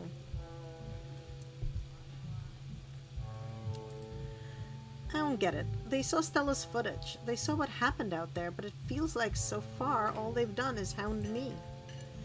I don't know if it's help your anxiety, but even if they think you did something, pretty sure they wouldn't bother going after you. those cops come in here every day, and I feel like I know them pretty well by now. And let me tell you, they have no follow-through. I can't tell you the number of complaints they've just, like, dropped after a day or two. And I'll vouch for you if they try anything.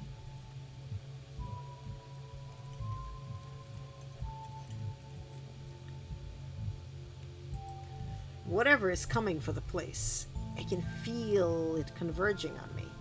I'll get to the bottom of things, I promise. Geez, that's rough. Good luck, Anna.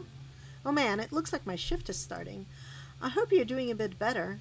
Maybe the Chagas had a chance to start working its magic. I'm gonna keep my ears open for you. The diner is where everyone comes to gossip, so I hear a lot what's going on around here. I'll let you know if anyone mentions those monsters or anything else strange or unusual.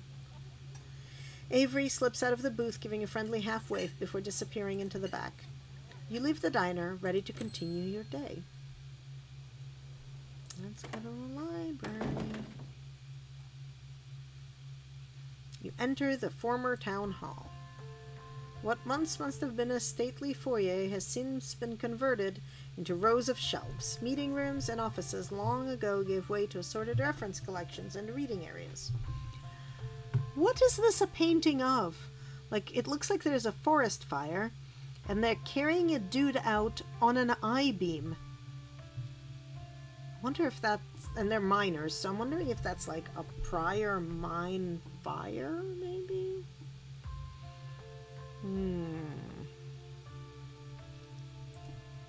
Booksmarts. This is a good place. Oh, hey, you made it!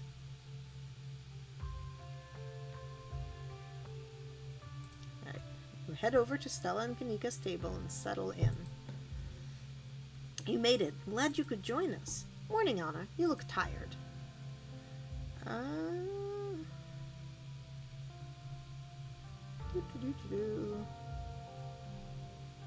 You can't just tell someone they look tired. Yeah, the estate isn't the easiest place to get a good 8 hours. I never realized houses could get so windy. I can only imagine. That place is already falling apart the last time I was there, and it's been years. I can't believe it hasn't been condemned. Not that there's anyone here to do the condemning. Anyway, I guess we should get started. Oh, before I forget, we gotta talk about that photo you sent me this morning. Kanika, check this out. Anna found it in Tabby's garden this morning, right in line of sight of her room. What in the world is that liquid around it? It looks like pus. Ew, gross.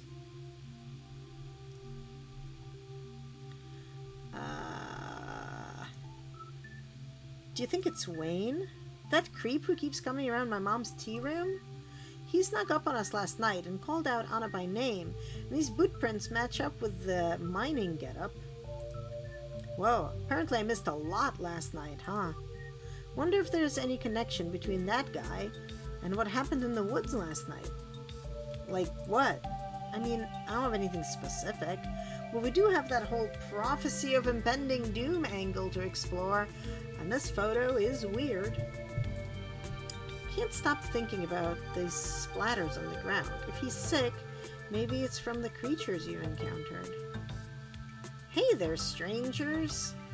And literal stranger. Your library is incredible. I can't imagine how much work you have to put into maintaining this sort of collection. Oh, thank you. Hey, Oscar, this is Anna, Tabby's cousin. Oh, I should have known you were a Scarlet. You look so much like Vivian. Not that I knew her very well. I was still a little kid when she left. But that Scarlet resemblance, it's, strong. I'm Oscar Gutierrez, Chief Librarian, and only librarian. Oscar's amazing. He practically built this library from scratch. Yeah, I'm a little jealous of what the kids around here get to grow up with. They don't know how good they have it. Back when I was in elementary school, all the library had was a couple of shelves of boring books donated by old people. Y'all are too kind. But speaking of kids, have either of you seen Rosalina around town? I don't want to be a helicopter dad, but she hasn't been answering my texts, and I wanted to make sure she isn't getting into trouble out there. You know, the crowd she hangs around with. They're good kids at heart. I'm sure they're just up at the old Maxwell place doing teen stuff. I went up there plenty of times in my day, but I'll be sure to keep my eyes peeled.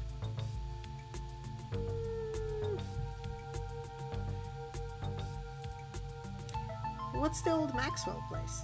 It's this great old abandoned spot. We used to hang out there when we were teens.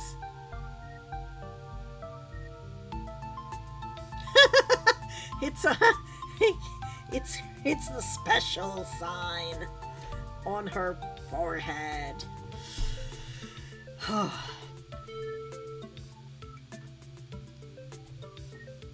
Alright, it's a great old abandoned spot. We used to hang out there when we were teens. I can't believe I used to be so reckless. The floors there were like Swiss cheese. I should really have a talk with Rosalina when she gets home. Okay. I don't like the thought of teens getting up to mischief with all these ditchlings in the woods. Ditchlings? That's actually why we came in today. Have you ever heard of them? They're cryptid, and seeing one's supposed to mean a disaster around the corner. Doesn't ring a bell. Dang, worth a shot. Okay, if you were, say, trying to predict a horrible disaster that might befall our town, where would you start looking? Well, they say history repeats itself, so I'd probably try and figure out what sort of disasters this region typically falls prey to. Okay, guys, it has a mine. What do you think kind of disaster it could have? Should I be worried about something? I don't know yet. I'll be right back. Gonna go nab some more books. Behave while I'm gone, Gretchen. Aw, you don't have to worry about her, Stella. You're such a good dog, aren't you, Gretchen? Here, have a biscuit, old gal. Gretchen inhales the soft biscuit, drool leaking from her toothless mouth as she swallows it whole. Oh yes, we can get a good view of adorable pug eating biscuit. I am pretty sure Stella's barking up the wrong tree, Oscar. I don't think you have to worry about any horrible calamity befalling the town. But she's right about the weird stuff. There's definitely something unusual going on out in those woods.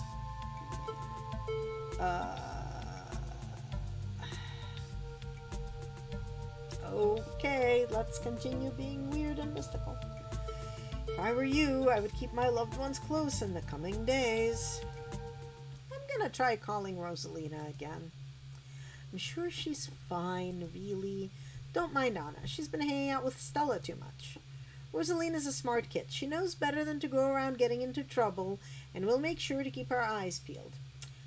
She's a teen, so it doesn't matter how smart she is. She does not know better. Thanks, Kanika. And Anna, if you see a 13-year-old girl with black braid and glasses, would you let her know her dad is worried about her? Oscar anxiously wanders off, phone in hand. Got him. Just grabbed a whole mess of local history books. Stella sets a massive pile of books on the table and pulls up a chair. All right. Got our snacks, got our source documents. Let's get this research party started. It's going to be so much faster with the two of you here to help out. I'll be doing most of my research online. You never know what kind of weird biases the folks writing these books might have. Whatever you find online might be biased too, you know. Which is why we cross-reference things. Yeah, you're right. It's good to cast a wide net. Guess the books are up to me and Anna. Reading awaits. Okay, let's see. I'm supposed to be good at this. So flip through historical buildings. Okay, well, let's start with that. Historical buildings of Scarlet Hollow. Just the thought of reading a book like this would probably put most people to sleep. But you've got a mystery to solve, and to solve it, you need to know everything there is to know about this town. Let's see if we can just look at everything. The Scarlet Estate, inarguably the most striking piece of architecture in Scarlet Hollow, back when it wasn't falling off a cliff, and the most elaborate and elegant estate in the region prior to the construction of the Biltmore in 1895. Andrew Jackson Scarlet chose the location to be atop a hill in Scarlet Hollow's geographic center so that it might be seen from the town below. It remains a constant reminder of the family who carved Scarlet Hollow from the wilderness and provided wealth and prosperity to its residents. Okay, this is the Memorial Hospital. First used as a field hospital during the Civil War, it was named for Silas Scarlet's eldest son, who perished in the bloody conflict. It still stands on the end of what is now the residential district of Scarlet Hollow and has served the health of the community for over 100 years. In the late 1800s, as the town prospered from a coal boom, additions were built onto the house and it was opened as a change of air clinic, bringing in prestigious clientele from around the world. They believed the fresh mountain air would do them well, and Scarlet Hollow became a tourist destination for patients of all afflictions. The clinic still operates to this day as a doctor's office and stands as a building of cultural significance. Okay. Oh my god. It's Madoka Magica Critter. Look at that! Oh, he's so... I never noticed this before. But that's amazing. The original mining facility is no longer standing, having been destroyed in the collapse of 1918. Okay, that's good to know, with that whole history repeating itself and stuff. Though the new facility, outfitted with all the cutting-edge technologies of the industry, is in itself a fine example of practical construction, the first iteration of the mining camp was a true product of its time, and what few photographs exist are an interesting peek back at a different era. One can still visit the site of the original Scarlet coal mine, though all that remains are a few abandoned tunnels closed off to the public. Tremaine Homestead. Situated on the edge of Scarlet Hollow's farmlands, the Tremaine homestead was one of the earliest settlements in Scarlet Hollow, predating even the town's famous coal mines. For many decades, the Tremaine family maintained the largest farm at Scarlet Hollow, but a break in the family led them to split the land in two, and the homestead along with it. Despite the many changes made to the two halves of the Tremaine homestead in the subsequent decades, the original log structures are still visible and maintained to this day. They are undoubtedly the oldest buildings left standing in Scarlet Hollow. Okay. One of the first buildings constructed by the Scarlet family, the Scarlet Hollow First Baptist Church, still sits on its original foundation, though the building was reconstructed to accommodate the influx of citizens during the Scarlet Hollow coal boom in the late 1800s. Attendance has dwindled since the infamous mine collapse of 1918, and while the building may have fallen into disrepair, its simple vaulted ceilings still evoke awe in any who enter. Okay. Town Hall. Silas Scarlet personally founded the Town Hall's construction as the first municipal building in the then small community of Scarlet Hollow. It has stood at the end of Main Street since before the Civil War, its white columned edifice withstanding the ravages of the 1860s and continuing to stand to this day, a stunning piece of antebellum architecture.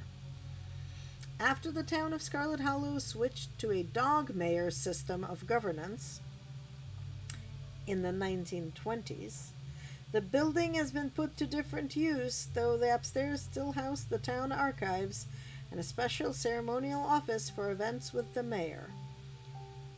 So the mayor of Scarlet Hollow is a dog. You close the book and put it back.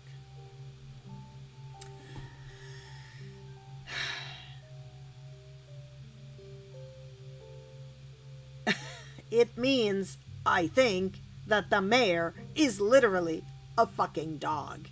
Holy shit, what the actual holy hell is going on in this town. Okay.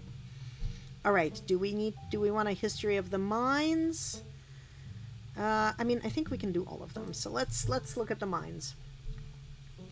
Forced into retirement at age 50 due to a war injury from his time in the Indian Wars, exacerbated by his short stint serving as a captain of the Confederacy, Silas Scarlet also lost his eldest two sons to the bloodiest of wars, leaving his third eldest son, Andrew Jackson Scarlet, to take charge of the mine. Under his leadership, the mine prospered, undoubtedly in part due to the growth of the railroad industry. He managed to evade the coal union for decades, making them one of the most profitable mines in the country. Ah, a jackass. Andrew Scarlet built the surrounding town into what it is today, with expensive stone buildings, a bustling main street, and overseeing it all, the elegant Scarlet Estate that was, until 1889, the largest and finest feat of architecture in the region. Culminating in the tragic collapse of 1918, it was found that Charles Shaw, the co-manager of the mine, had loosened security measures to increase production during World War I, resulting in a fatal collapse and a death of over 160 men and boys, some as young as 10. Ah, asshole fucks. The casualties included Andrew Jackson Scarlet's eldest son, Theodore, who had taken over for his aging father during the bustle of the war. His brother, Enoch V. Scarlet, managed to pull the mine from the brink of ruin, thereby saving the town. So this is how your family made its fortune. Well then, so union avoiding asshole coal mine owners. No wonder your mom left on bad terms. Yikes. Silas Everett Scarlet was born to Colonel Everett J. Scarlet in 1818, one of 12 siblings. He grew up in eastern North Carolina during a tumultuous time in the state's history, and not much is known about his life before he joined the Army in 1836. He quickly rose through the ranks, in part due to his father's connections, but also due to particular ruthlessness. Yes, see previous. For which he received the nickname Bloody Silas Scarlet. The federal government granted the now Captain Silas a tract of bounty land in exchange for his service in the Indian War, and he settled into the hills of North Carolina in 1841. That land would become Scarlet Hollow. But it started as a simple log cabin built by Silas's own 2 hands, occupied by his family of 10, Silas, his wife Mary Joseph Scarlet, and their 8 children. Logging business brought many workers and fellow landowners to the hills, but it wasn't until Silas discovered rich seams of coal running underneath the entire region that Scarlet Hollow was really put on the map. He saved what he could and brought the surrounding hillside at a great discount, cleverly hiding what he knew about the land's true value. Thus, he had all the resources to found Scarlet Hollow, now famous coal mine.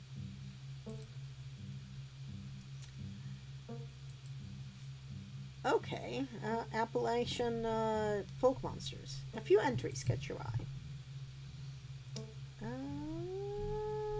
Any of these? Okay. Let's see. Mothman! Mothman is a large flying creature generally described as a humanoid. With glowing red eyes, it was first spotted by a couple in West Virginia in the mid-1960s, and was encountered in the region several more times in the following years. The Silver Bridge collapse in 1967 has been linked to a series of Mothman sightings, and it's said the presence of the creature served as some sort of omen or was a catalyst that led to the disaster. Interesting. This has since become an important aspect of Mothman, with sightings of this cryptid often taken as a sign that some great misfortune is soon to follow. Okay. Though the Pine Barrens, the place where this creature is said to have been born, are far from the Appalachian wilderness, sightings of the Jersey Devil have been documented all through the forests of the eastern United States. According to popular legend, the Jersey Devil was born to a woman named Jane Leeds. Leeds, upon realizing she was pregnant with her 13th child and daunted by the task of giving birth yet again, cursed the child in her womb, proclaiming it would be the devil itself. Though born as a normal child, it quickly transformed, gaining a goat or horse's head, large bat wings, and a forked devil's tail. Kicking at the family and lashing out with its tail, it flew up the chimney and out into the night, disappearing into the Pine Barrens. The Jersey Devil is one of the oldest cryptids in North American history, with sightings spanning back through the 1800s, all the way to the origin of the myth in the late 1700s. It's said to move with incredible speed and is recognized by its high-pitched, blood-curdling scream.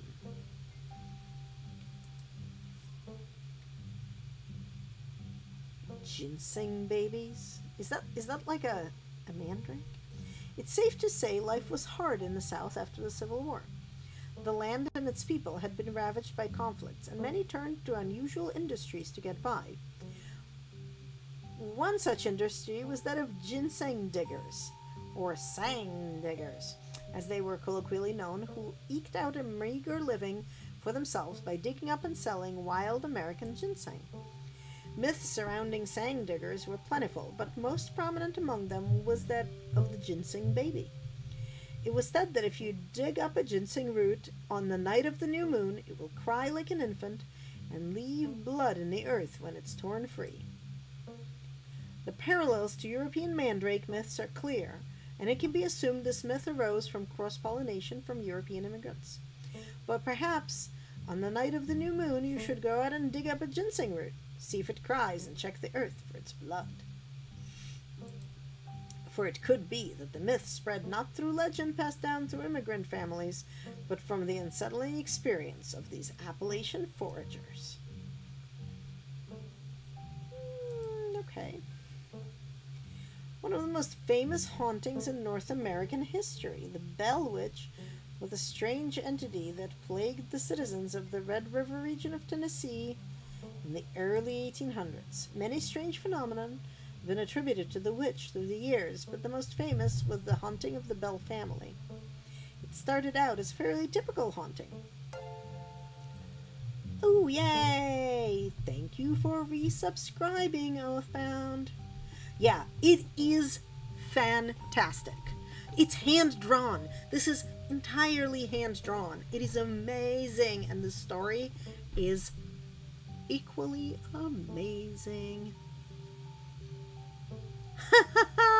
Does Fallout 76 take place in Appalachia? I don't know anything about it other than it's like not the sort of game I can use the controls for usefully. But yeah, this is in North Carolina, I believe. So we are very much in Appalachia here. Alright, let's see. It started out as a fairly typical haunting, with unnatural sounds echoing through the house after sundown, and the appearance of a strange mammal that no one could identify or capture. Unlike other hauntings, though, these acts quickly escalated to attacks on the family, and in particular the daughter, Elizabeth Bell. She was constantly covered in bruises from the spirit's abuse. The spirit could frequently be heard speaking through the walls, its disembodied voice mocking the family and any visitors, and it eventually escalated to giving full-blown hallucinations to those dwelling in the Bell house. Ooh. Oh, that's pretty cool. I did not know that, it, like, mentioned all the Mothman and type stuff.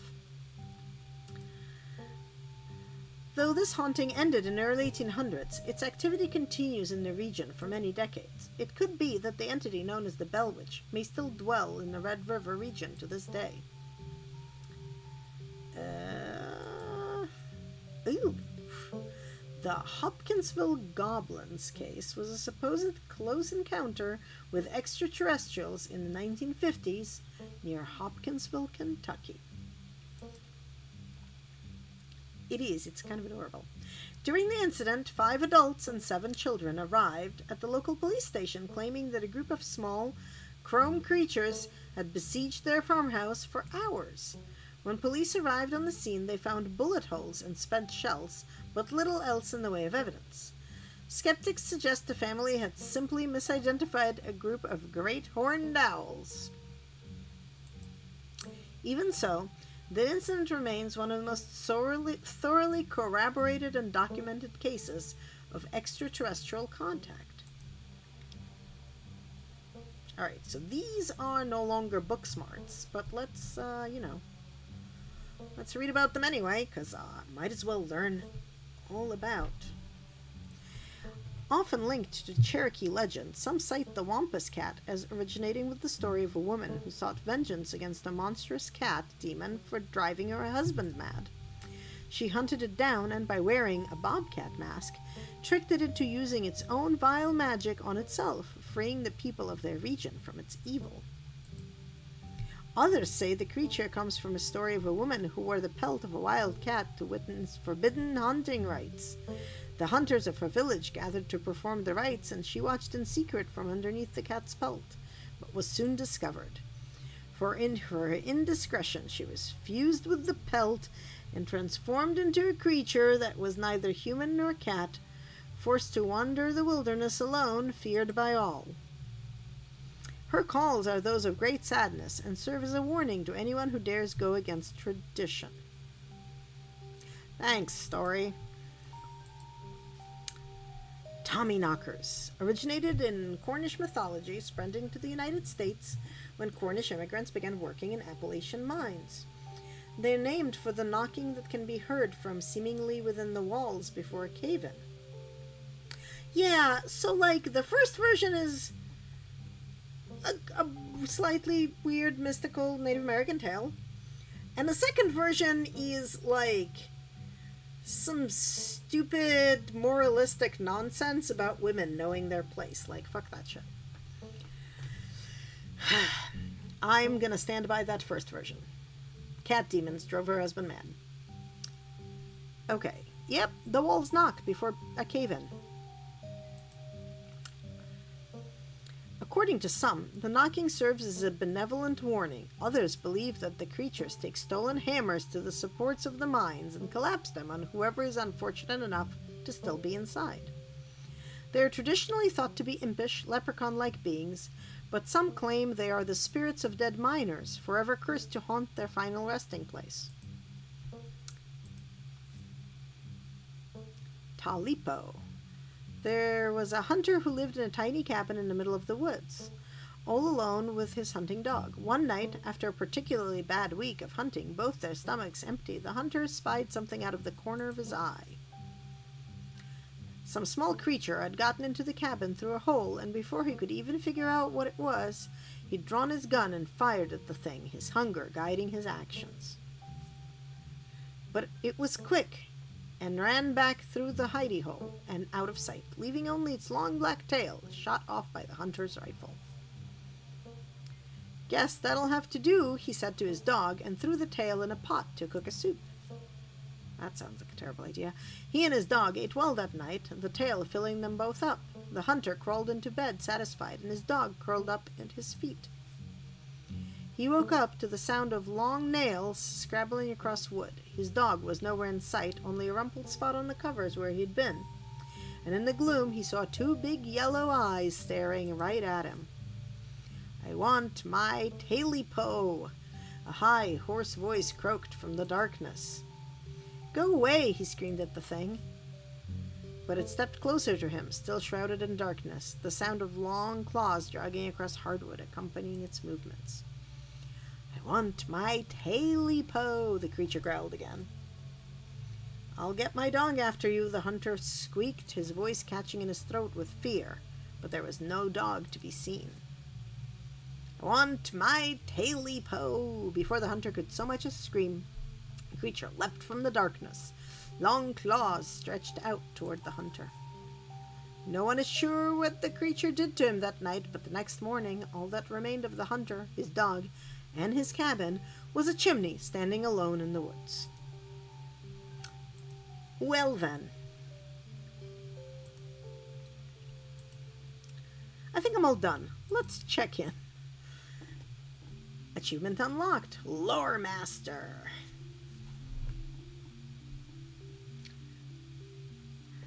Okay, look. Who are we to question ancient lore of the folk? You can even say, maybe, the folklore.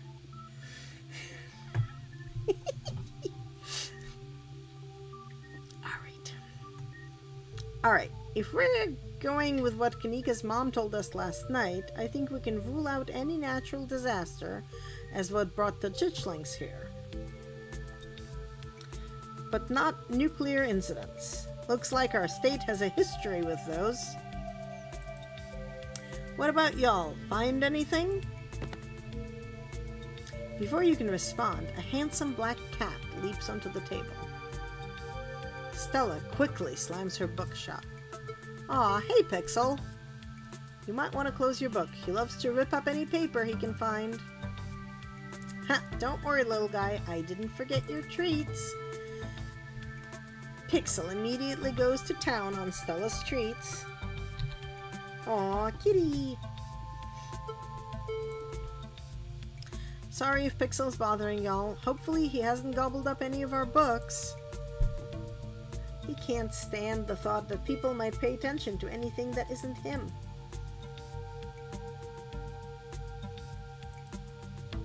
Why do you let a paper shredder freely wander a library? Have you seen this little guy's face? How can I say no to that? You decide to leave Pixel be. The cat curls up on the table, fast asleep. Alright, I'd better get back to shelving. Let me know if y'all need anything.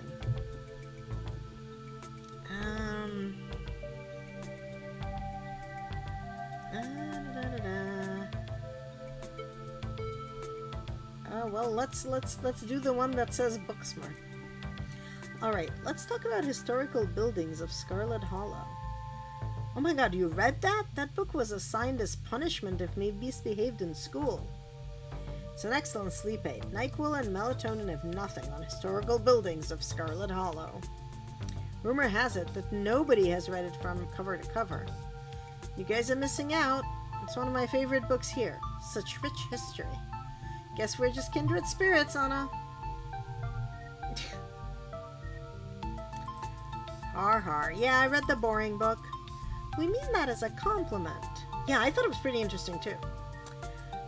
Yeah, getting through that text is a testament to your iron will and steel eyelids. Stella, what were you gonna tell me? When were you gonna tell me that the mayor is a dog? Darn, I was hoping it'd be a surprise. Scarlet Hollow hasn't had a human mayor since the 1920s.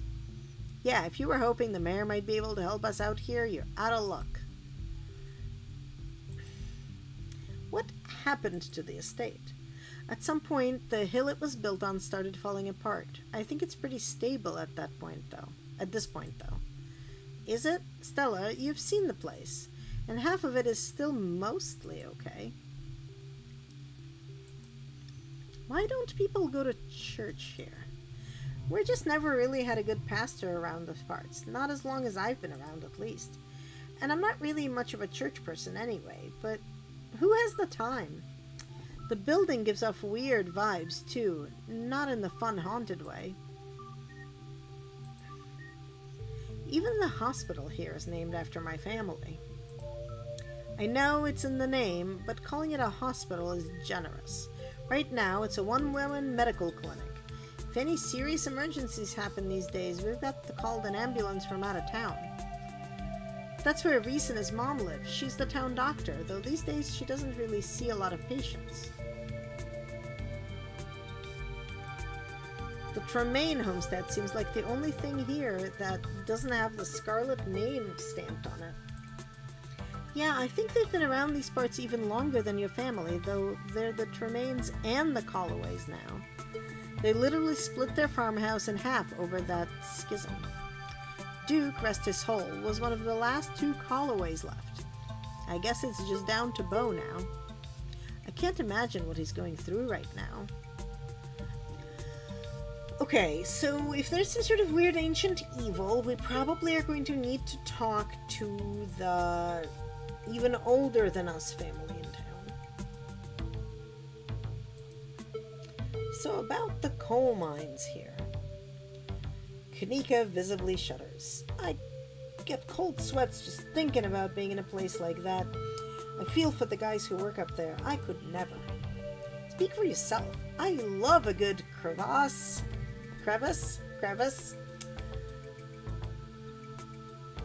Dirty.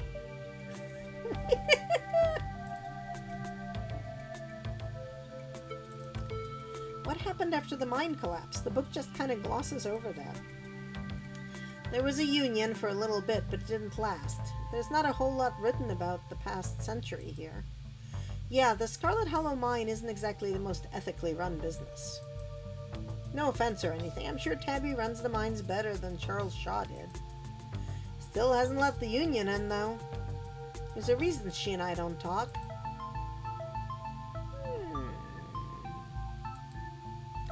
History tends to be written by winners. Maybe there's more to Charles Shaw's story than these dusty old books are letting on. Normally, I'd be inclined to agree with you there, but we're talking about an old-timey coal boss. I'd be shocked if he wasn't cutting corners.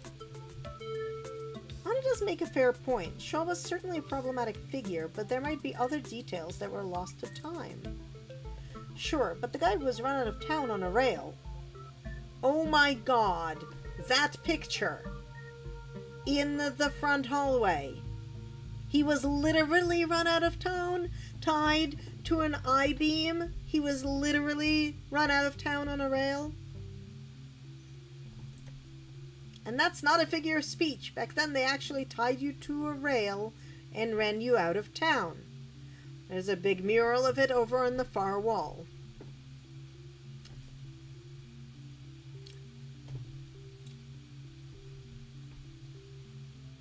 Well then. He got off easy if you ask me.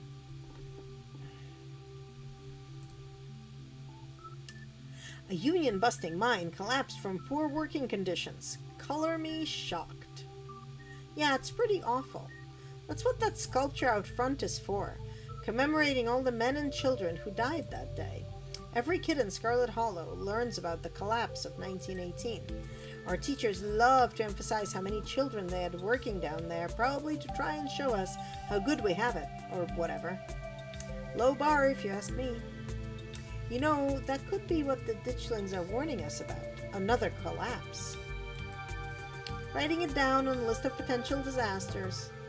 Yeesh, Stella, that's morbid. And besides, it was all Charles Shaw's fault. The labor market is way more strict now. There's no way you could get away with that kind of safety cutbacks he pulled. Y'all don't actually think the mine is about to collapse, right? Huh, no, I don't think so. Phew, had me worried there for a second. I hate to give Tabitha any credit, but the mine is safer now than it was back then. Still, what a horrible thought. You never know.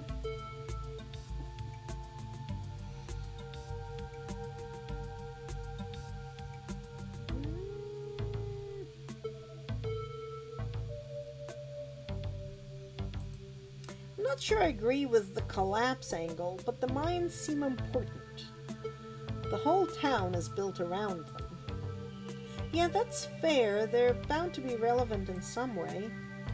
Hard to argue against that, but that doesn't really give us much to go on. And just because something seems obvious, it doesn't necessarily mean it's right or relevant.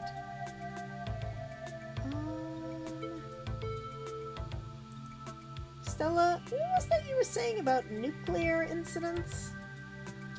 You were talking about that Goldsboro thing, right? Yeah, apparently in the 60s, a B-52 carrying a live warhead broke up midair and dropped a couple of bombs. Fascinating bit of history there. The first of the two bombs landed upright after its parachute got caught in a tree. Thankfully, it didn't go off. At the time, the government claimed that the bomb was unarmed, but it later came out that the only thing preventing a detonation was a single electrical switch which failed to trigger on the descent. And 60 years later, the second bomb still hasn't been recovered. Right, its conventional explosive disintegrated in midair, but most of the nuclear material was made unrecoverable by flooding. If I remember correctly, they just buried it and sealed it up. Goldsboro is over 300 miles from here. I don't think we have to be worried about that. Yeah, that's fair. It wouldn't make sense for ditchlings to be here specifically if that was the case, too. We also really shouldn't be looking too much into this whole disaster angle. Whatever these creatures are, they're biological. You never know with radiation. We actually know quite a bit.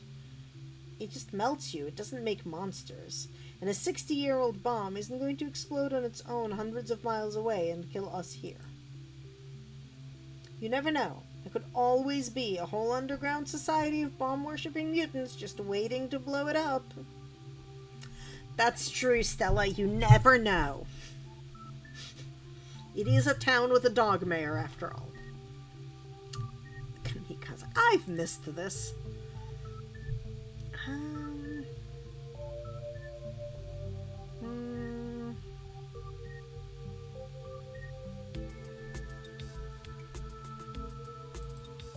The miners are an obvious common thread between everything we've researched. Between Wayne and the old collapse, they're the smartest place to start our investigation. Good idea. There's an awful lot of mines-related stuff in my notes. We can poke around, find out if anyone's seen anything weird. Just to clarify, you two are suggesting we go to question some of the miners, right? We're not poking around unprepared in the actual mines, right? Bouncing rainbow cats!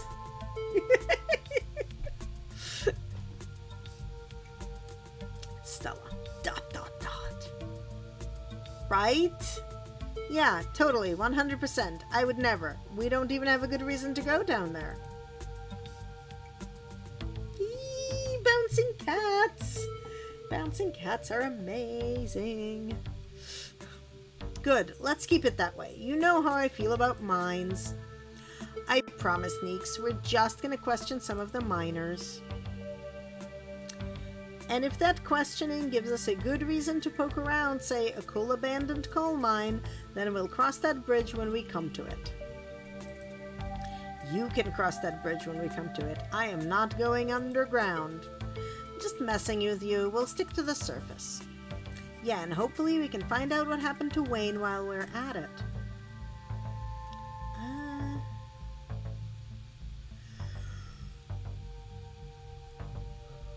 Maybe Tabitha can help us out. Ha! No, I don't think she'd be super jazzed to see any of us snooping around the mines. I can't imagine what she'd do if we actually bothered her while she's trying to run the place.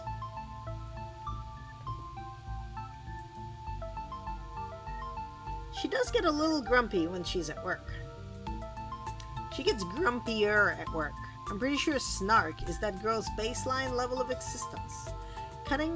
Chatting over dinner might be a better way to get to know her. If you're okay eating boxed mac and cheese.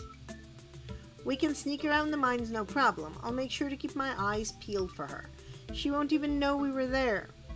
Look at us, going out on a caper together. I missed this. I missed it too. I mean, sure, it's not under the best circumstances, but I've been so wrapped up in running the store, I didn't realize how much I missed being able to hang out with you. Though, there is something missing. Reese. I really miss that dude. I can't believe how long it's been since we've seen each other. Have you seen him lately? Nope. I've tried to plan stuff, but he's been too sick. I didn't realize it was getting so bad. That poor guy. You know, we could just pop over and surprise him. He seemed excited to meet Anna. Maybe we'll finally get him to leave his little cave. Hell yeah. Let's do it. Alright, let's roll out. See you, Oscar. We'll let you know if we run into Rosalina. Thanks, guys. I'll keep y'all posted.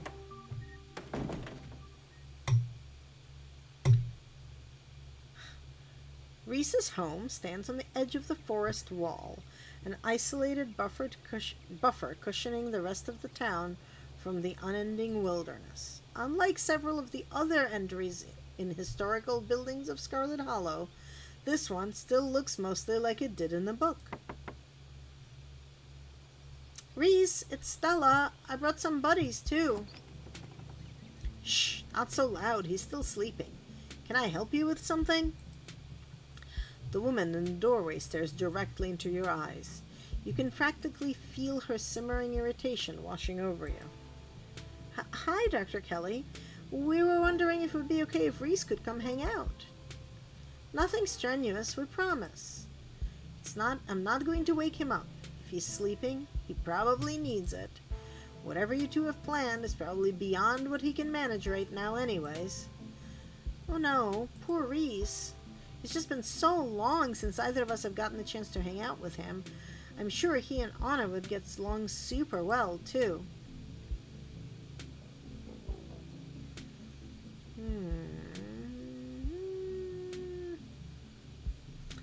Okay, let's, Wow, you've really done an incredible job maintaining this place. Excuse me? Oh, don't mind Anna. She's just a big fan of historical buildings of Scarlet Hollow. Dr. Kelly looks you up and down. You don't think you've done anything wrong, but she's certainly making you feel like you have. Reese's mom turns back to the house, sighing. Sorry, I know that was a little rude. You just want to hang out with Reese, and he misses both of you, too. She sighs again, as if deciding whether to finish her thought. He's usually feeling his best around mid-afternoon. Why don't you come over tomorrow? We can have some supper, and y'all can hang out for a bit. I don't promise that he'll be perky, but I'm sure it'll brighten his spirits to see you two again. And I suppose you can come too, Anna. That would be great. I can bring a side dish. Maybe deviled eggs. Does he still eat those? No, eggs are a little much for him. They don't settle well. You can leave the cooking to me. I know what he can handle. Okay, I'll bring soda then. That's not... Okay, yes, fine. You can bring soda. Nothing with caffeine, ginger ale, preferably. Oh, and leave the dog at home. She might cheer him up, you know. They have these therapy dogs at the hospital. No dogs. Thanks so much, Dr. Kelly. We'll stop bothering you now. See you later. Dr. Kelly nods in acknowledgement and quickly shuts the door. The sound of several locks clicking into place can be heard from within. God, that woman makes me so nervous. I remember she used to be so nice and carefree when we were kids. She's always had the best stickers when we had to get our shots. Maybe she's just stressed about Reese. Or maybe she's just nice to kids. Either way, I guess it's just the three of us. You gonna drive?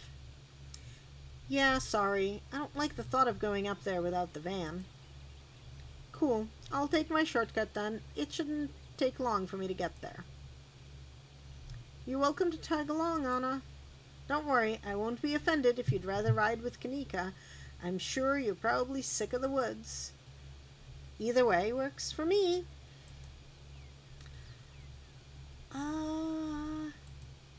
Alright, Stella, what is actually up with you and cars? The mines have got to be a ways off, right?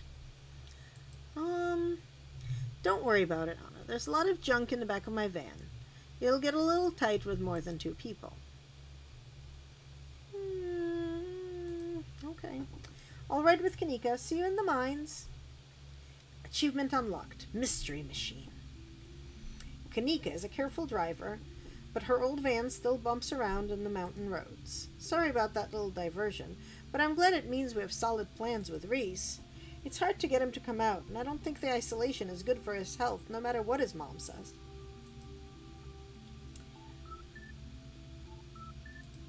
Now that she's not around, can you tell me what's up with Stella and cars?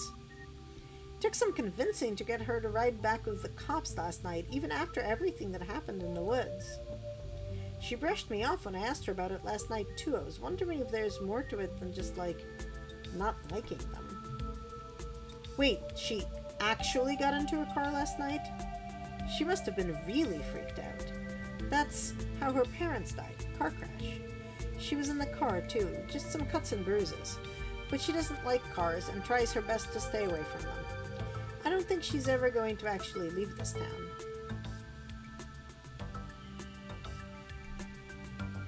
Holy shit, poor Stella. Yeah, it just wasn't fair. She's such a sweetheart, and so were her folks. Breaks my heart. So what's actually going on with Reese? Good question. I wish I knew. His mom's been saying he's sick for years, and it's not like she's wrong about it. He's been a wreck a few times I've seen him. Ah, fictitious disorder. It's what you get when you don't want to name an actual disease. Sounds a little like factitious disorder. Yeah, I try not to think about that. I swung by the general store this morning and met Miles. What's his deal? He didn't do anything weird, did he? He was fine. I was just curious.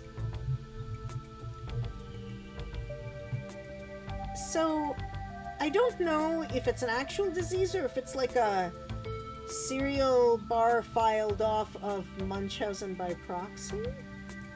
I'm gonna Google it.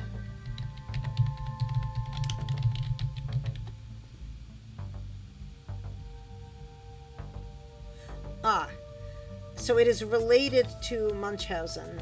It's a serious mental disorder in which someone deceives others by appearing sick, by purposefully getting sick, or by self-injury.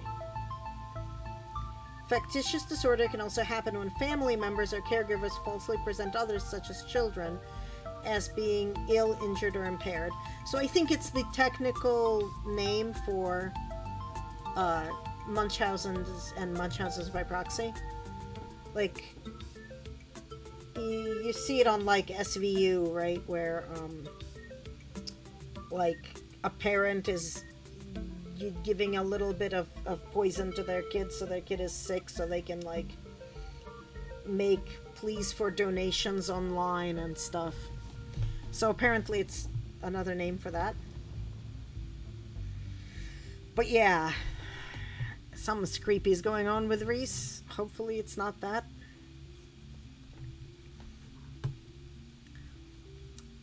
Sorry to jump to conclusions. I know you don't have any siblings, but I just wish you would grow up, you know? It feels like I can't trust him to do anything without leaving a mess for me to clean up.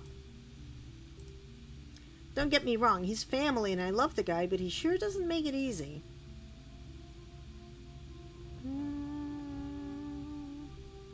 I love that one of the options. Can you please drive me out of town, like, right now? Do you have any other theories on what's going on, aside from what we talked about at the library? I don't know. I don't think there's enough information yet to support any strong conclusions.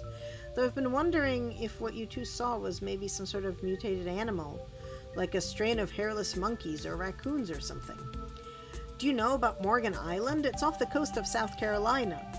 And there's a whole population of rhesus monkeys infected with herpes. Like 4,000 of them. What?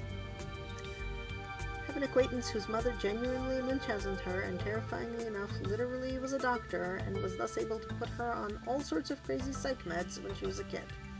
As an adult, as you can imagine, she's pretty effed up. Yeah. That sounds really effed up. I'm sorry that occurred to your acquaintance. Ugh. I'm really hoping that's not what's going on with Reese and Dr. Kelly. Like, I would rather he was haunted by vampires or something. Oh. Ditchlings live in his closet and suck his soul and feed on his misery. Do not know. Also, is there actually an island full of rhesus monkeys with herpes? Like, I want to know. Misprescribing heavy psych meds to a child is horrifyingly bad. Also horrifyingly illegal, I would think. I would assume. Yeah.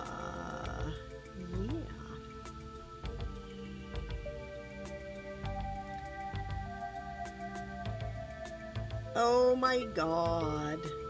Seriously? Like, there's actually... Did they, like, escape from labs? Because rhesus monkeys are what you do experiments on. Also, creeptastic. This is creeptastic. Maybe the ditchlings are some kind of alopecia research monkeys. Which sounds ridiculous now that I've said it out loud. Forget I said anything. Those were not monkeys. I saw them with my own eyes, and they were way too messed up to be anything like monkeys. Yeah, they sort of looked like penises. The whole island... Oh, the whole island was a test. Okay, so it's like nobody else lives on the island. There's just monkeys having an experiment. Or somebody having an experiment on the monkeys, I would imagine. Ugh. I mean, that doesn't rule out lab monkeys, right? Could be that whoever made them hairless also caused weird swellings or altered their proportions.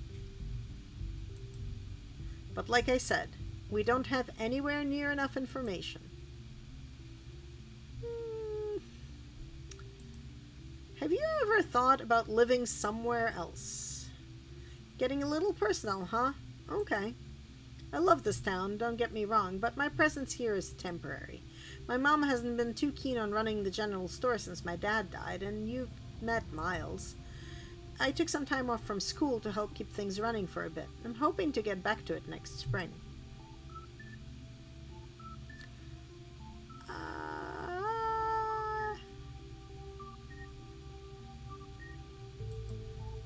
What were you in school for? Becoming a vet, actually. I was at the top of my class, too. What is it with my character and, like, the Dead Moms Club and the Dead Dads Club? Like, that's terrible and I'm not gonna say it. Vet school, just like Stella's mom. You know, I never really thought of it that way, but yeah, I guess you're right. You'll be a great vet. I've seen how you are with Gretchen. Aw, shucks. I was really into biology during undergrad, and growing up around Stella and her mom gave me a special kind of love for animals. I think I'm not going to ask her to drive me out of town. We're just going to sit in silence for the last few minutes of the ride. You and Kanika arrive at the mines before Stella. Okay, so see, this looks like a modern mine, not like a hole in the hill with wooden struts. Stella's probably going to be another couple of Pan. Hey, y'all. How was the ride? Oof, I'm going to put Gretchen down for a sec. Did you run here? Yep. Felt like getting her running. I didn't want to keep y'all waiting. You didn't run into any of those creatures, did you? Nope. That makes sense. They're probably nocturnal. I don't know if I should feel relieved or disappointed. But we're all here. What's the plan? I guess we just go talk to people. I guess so. I should probably be on lookout duty. I'm a bit of a persona non grata in the mines. Tabitha? Yeah, I might have tried sneaking in to talk to her a time or two too many. And Gretchen makes it extra hard to be sneaky. Well, that's because she's a yippy potato. We're probably less likely to get caught if only one of us is snooping around down there.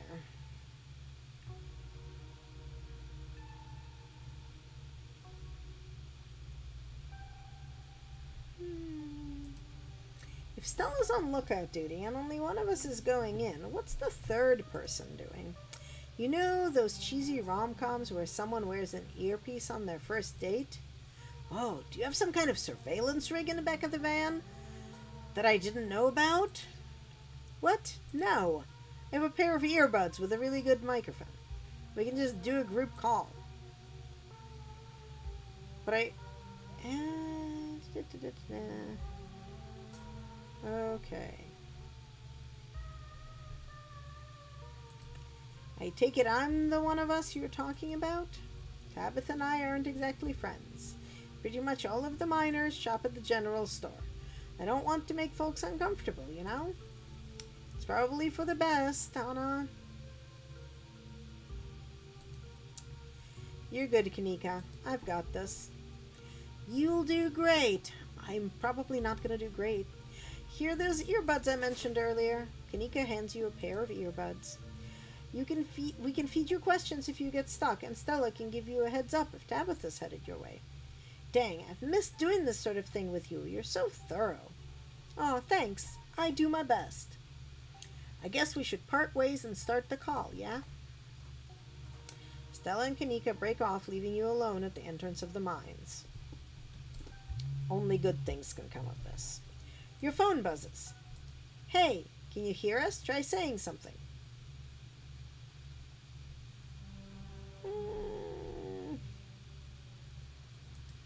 You're loud and clear. Cool. Same goes for you. Nothing to do now, but enter the work site. You pass through the unlocked fence and enter the property of the Scarlet Hollow mine. Dun dun dun. Okay.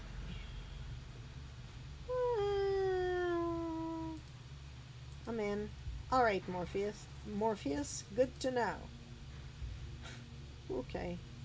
Let's approach the nearest group of miners. You approach the nearest group of miners. A blonde woman, a broad-shouldered man, and an old-timer. Their uniforms identify them as Harrison, Davis, and Zax. You got a reason to be bothering us?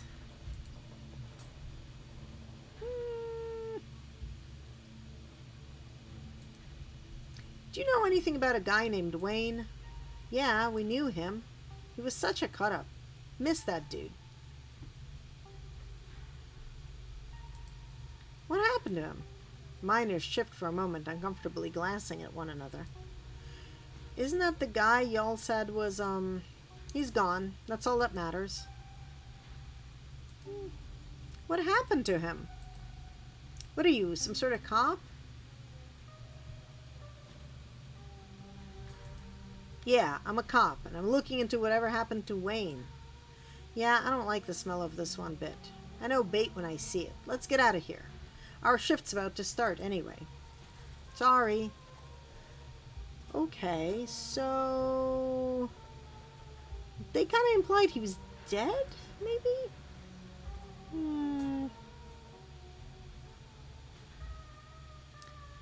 Okay, they packed up the things and left. Let's see if...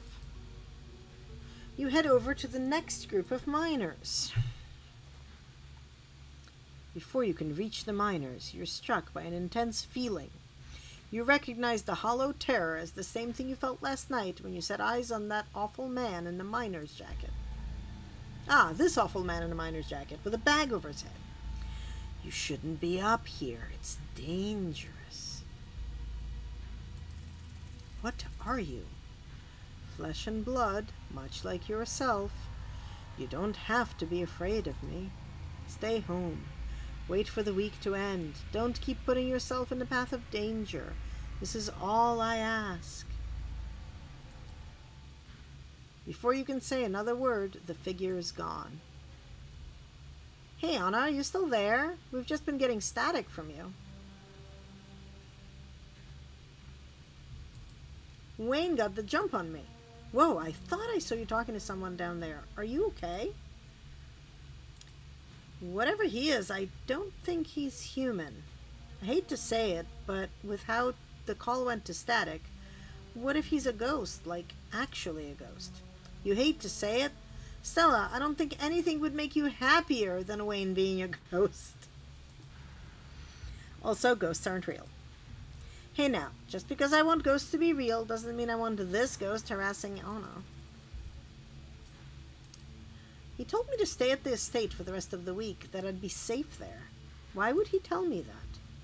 What the hell is that supposed to mean? He must have been threatening you, right? The plot thickens.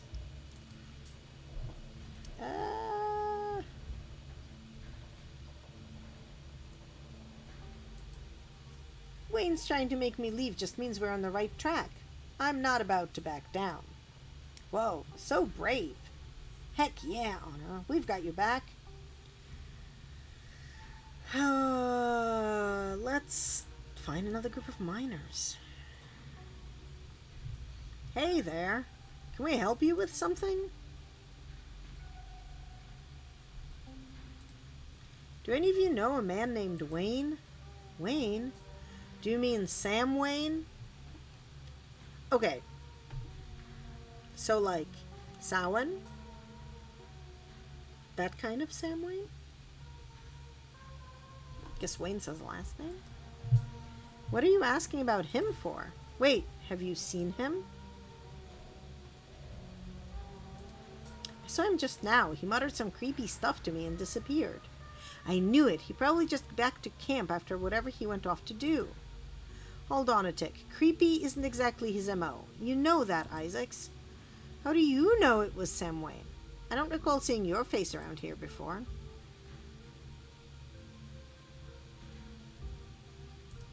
That's what the folks at the general store have been calling him, Kanika and Sybil. Good people, but I don't expect they know every mining fella in town by sight, if you catch my drift. Smith, you're losing me. I'm just saying it'd be awfully strange for Wayne to still be in town wandering around, following some stranger and not checking in with any of his buddies. Sounds to me like somebody who got sick of work and is having a little fun playing hooky. The following, though, yeah, okay, yeah, that does sound a little unlike him. I thought his lady friend had him under lock and key. Just smells fishy to me. Until I see him face to face, I'm not convinced whoever is calling himself Sam Wayne ain't the very reason we haven't seen hide nor hair of the man. No, there's no way. He can't be. I'm not ruling it out. If you want my theory, that girlfriend of his, he wasn't the first to catch her eye. Any one of her jilted ex-lovers could have seen them sneaking around and gotten a little hot under the collar, if you catch my meaning. Dang, who are they talking about? The miners are silent for a moment, glancing between each other nervously as they imagine the possibility. I told him not to get involved with her. I told him. Who was Wayne seeing? Whoa, now, if you don't know, there's no way I'm poking that wasp's nest. Forget we said anything. Yeah, I don't want to be next on the chopping block. Come on, don't dangle something like that. Look, I just don't want to cause any trouble. Enough people are losing their jobs as is. I've got mouths to feed. Losing their jobs, and in Sam Wayne's case, disappearing. We already said too much. Come on, boys. It's Tabitha, isn't it? Should we check in? Just as a heads up, the only group I still see out there is pretty close to the main office. It might still be worth talking to them, but I don't know if I can give you all that much of a warning if Tabitha comes out.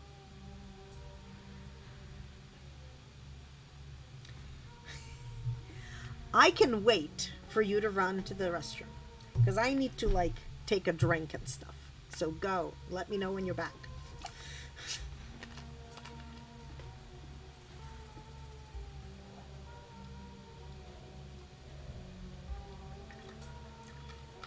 This is creepy in the most amazing of ways. Oh, I should save too.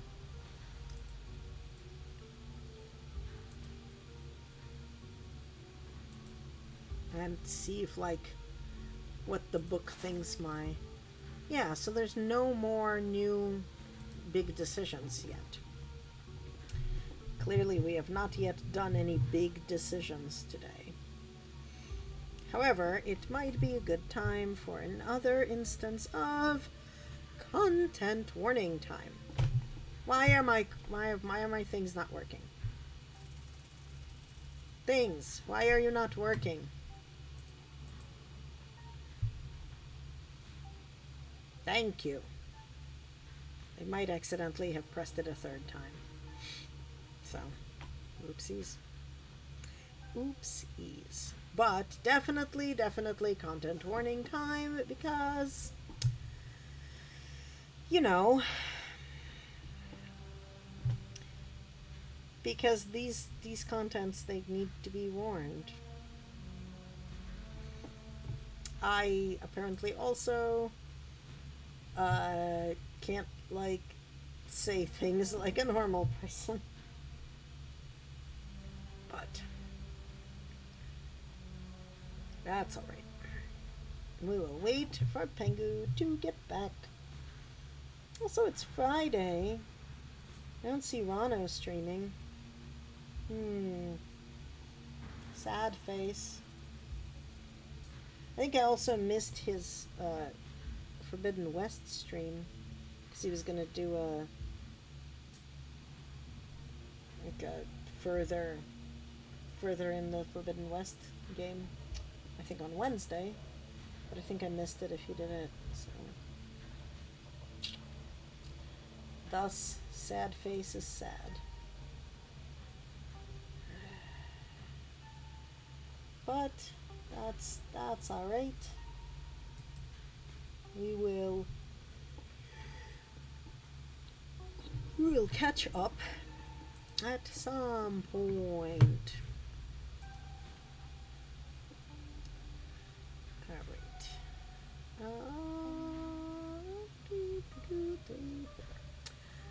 Alright. Alright. yikes. What is going on? Alright. So, let's see. We are still at the end of the mines. Just taking a little bit of a tiny break. I think the mines have to be important here. I'm also, like, thinking Wayne was dating Tabitha.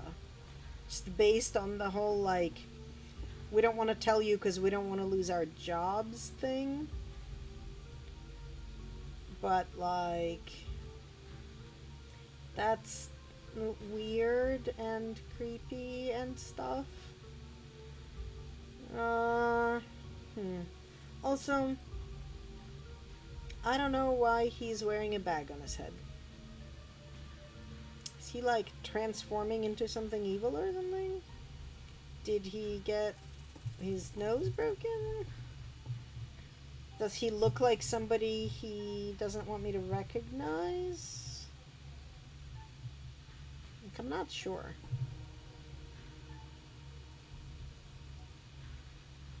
Maybe he's our dad. Okay, probably not.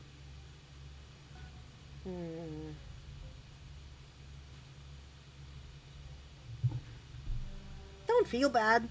You weren't gone for that long, and it gave me a chance to save, and, like, realize that the game doesn't think we've made any big decisions since the episode 2 started. But anyway. And I was saying that I'm thinking that Wayne was probably dating Tabitha. Based on the fact that people were like, oh no, we can't tell you who he was involved with, we don't want to lose our jobs, bye. So, you know, there's that. Alright. Might still be worth talking to them, but I don't know if I can give you all that much warning if Tabitha comes out. Let's see. I want to try and talk to one last group of miners. Good luck! Achievement unlocked. Nosy Nancy. That's me. Going around asking questions, huh? You don't look like you're from the inspector's office. What can you tell me about Sam Wayne? Oh ho ho, he got himself into trouble, didn't he? Why, you seen him around? What's that young buck up to? What do you think he's been up to? All I know is that a certain someone got involved with somebody he shouldn't have, and nobody in camp's seen him since. Figured he'd just run off to live in that big mansion with his belle.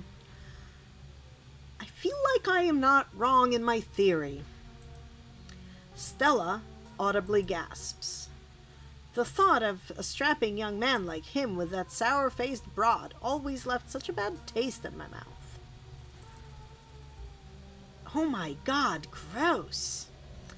As if you wouldn't fall on your knees if a woman of means showed the slightest bit of interest in you, or any woman at all. Fair enough. Wait, are you talking about Tabitha? Yep. Dang, I figured that's what they were getting at, but it's weird to hear it out loud. You good, Stella? Yeah, I just had no idea. So what do you think of Tabitha? The two men shift uncomfortably. Not the kindliest woman I've ever met. She runs the place all right. Tell that to all the boys she's been laying off lately. Keep going around saying that and see how long till you're one of them boys. All I have to say is, a mine that's doing well doesn't go around laying off its workers for no reason. I'm not so sure any of us are going to have jobs in a few years. Tate, you're a damn fool. You're going to be next if you keep up that kind of talk. Anna, I think we've got a problem. What the hell are you doing here? Aw, crap. Good luck. Sorry, Anna. And that's our cue. Pardon us. You shouldn't be here. This place is dangerous. Why can't you just stay in the estate and stop sticking your nose where it doesn't belong? And what is that ridiculous thing doing in your ears? Are you trying to record my employees? Are you trying to record me? Tabitha snatches the earbuds out of your ears and throws them to the ground. Typical fallen-addicted city dweller. Ugh. God, and I've been meeting in 5 minutes. I can't even drive you back. Okay, look. I don't want you wandering anywhere else. Just stay here for an hour. I can take you back to the estate as soon as my meeting wraps up. Can you please do that for me?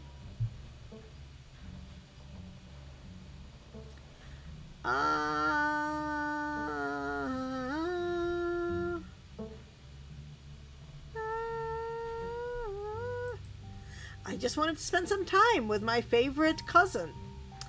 So you decided to snoop around and bother my workers? I don't buy it.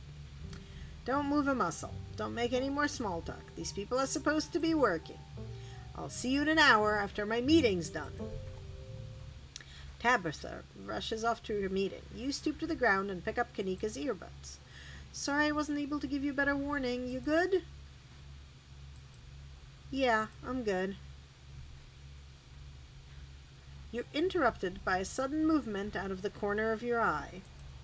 A girl carrying a bundle of snacks pops through a hole in the fence and disappears over the crest of a hill. Hey, I think I just saw Rosalina. Wait, really? What is she doing here?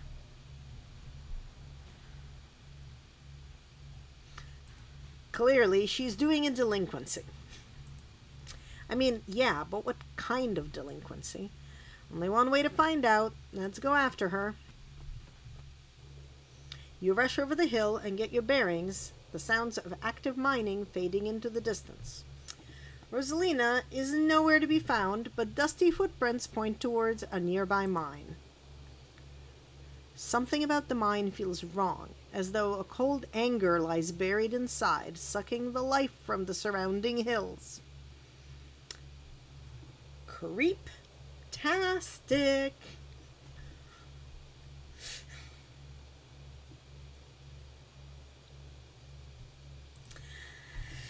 Sorry, I had to do my creep-tastic dance. She didn't. I guess the old Maxwell place doesn't cut it as a secret hangout spot these days. But the Shaw mine? That place was shut down like 100 years ago, after a collapse that killed over 100 people. And here I thought Stella was going to be the one to drag me into an abandoned coal mine.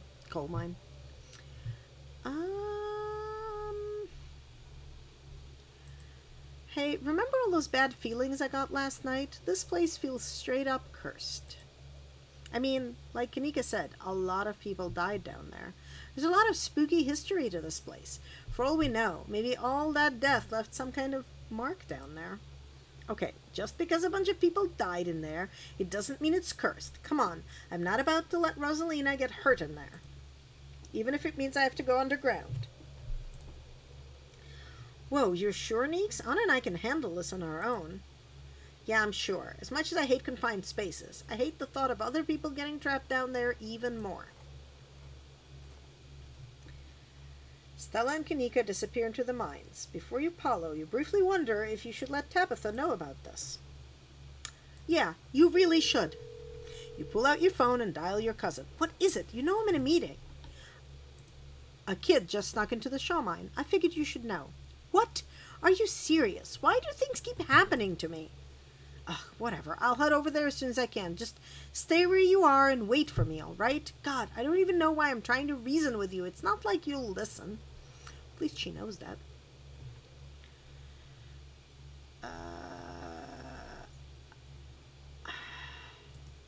No need to get snarky. I'll wait. Achievement unlocked. Courtesy call. Good. Tabitha hangs up on you. You take a deep breath and follow your new friends into the mine. Tabitha will understand. Maybe. The inside of the mine is warmer than you expected, the air thick and wet. The ceiling hangs much lower than you are tall, forcing you and your companions to hunch over, your legs bent in a painful squat as you begin to navigate its maze of corridors. Yeah, Tabitha will not understand. Or maybe Tabitha will understand because she actually knows that there's something weird going on and that, like, your family is bound to protect the town or something. I don't know. Like, so many possibilities. So many possibilities. Hey, you made it. I told you she would. I just wanted to make a quick call and give Tabitha the 411. Are you kidding me? I don't know how long it's going to take for this to go through to you, Anna, but that woman is not to be trusted. Well, what matters is that the gang's all here. We'll find Rosalina in no time. The deeper you progress into the mine, the heavier the air becomes. Coal dust hangs in thick clouds around you, even though this place was abandoned over a century ago. Jesus, it's cramped down here. Does anyone else's chest feel tight? Yeah, abandoned mines are way more claustrophobic than people expect them to be, and this one's real bad. You know, because of the child miners, or should I say the minor miners. Okay, first of all, that was a terrible pun. Second of all, I'm pretty sure that abandoned mines are about as claustrophobic as people expect them to be. Right? Like, I don't think people are expecting palatial spaciousness here. Kanika visibly shudders. Okay, I'm not superstitious, but if there's one way to make sure you get haunted, it's cracking jokes about dead child laborers while walking on their graves. Yeah, okay, that's true. I expect it to be cramped and claustrophobic. It's a mine. What can I say? I do my best to tempt the spirits wherever I go. I actually snuck down here a few times to try to get some good footage. Part of my ghost hunting phase. Jesus, Stella. The things you do for your viewers. Did you find anything? I wish.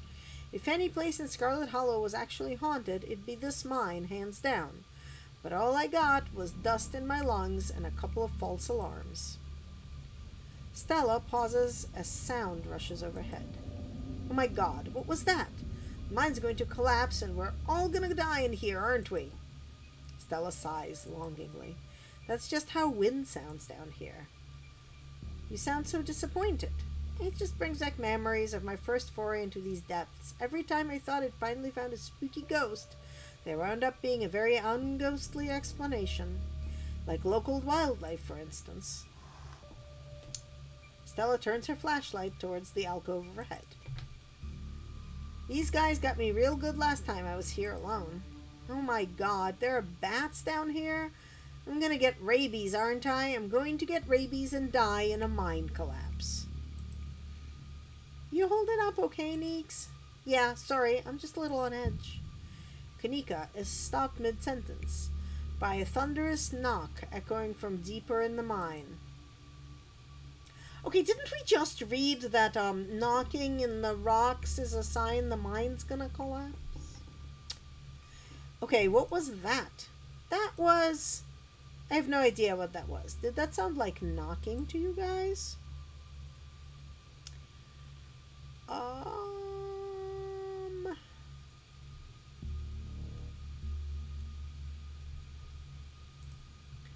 That was a warning. We'd best move swiftly before we anger the spirits of this place. Whoa, you don't think it's Tommyknockers, do you? Okay, no. Tommyknockers are not real. They're not allowed to be real. Are you trying to give me a panic attack? I'd love to spend some extra time poking around down here. Maybe it's got something to do with the mystery. The three of you are interrupted by a second, much less distant sound of a can being popped open. Okay, now that wasn't Tommyknockers. It came from this way. Follow me. You and Kanika follow Stella further into the mine. Oh, look! Teenagers! You breathe a sigh of relief as the tight passageway gives way to a small cavern. A group of teens turns and stares at you with annoyance. What the hell are you all doing in here? Hoodie girl. What the hell are you doing in here, you creepers? Are you stalking us?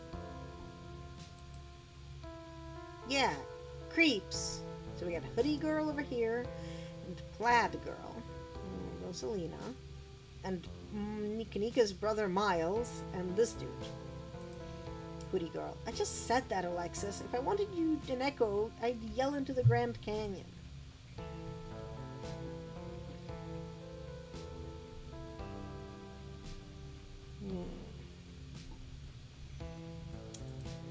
This is a dark, cursed place. Get out of here before it leaves its mark on you. Tell your creepy friend to leave us alone, General Store Lady.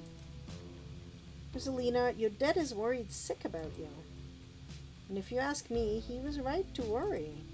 Why the hell would you think hanging out in an old mine would be a good idea? Is the Maxwell place not dangerous enough? Because no one usually comes in here, duh. Everyone knows we hang out at the Maxwell place now, so we had to find a new hideout. Which you instantly found, so I guess we have to find an even more secluded place where we can just be ourselves. I can't believe your dad sent people to follow you, Rosalina. That's messed up. I think that qualifies as harassment.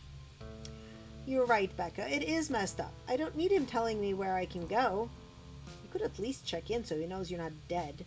He loves you and worries about you. He's really not asking for much. Don't you kids have school tomorrow anyways? It's fall break. And we're not kids. Yeah, we're teens. Are those canned strawberry margaritas? Where did you even get those?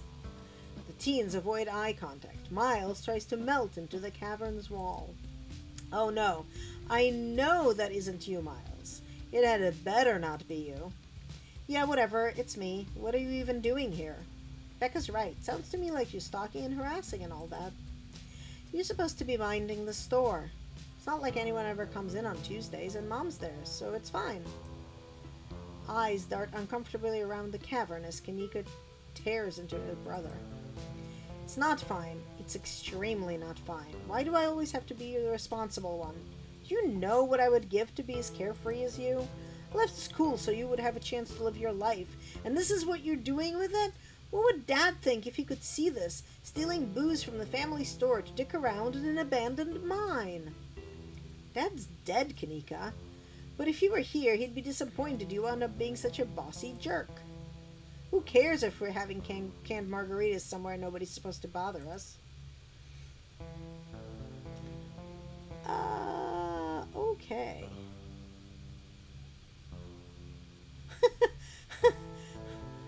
Oh, okay.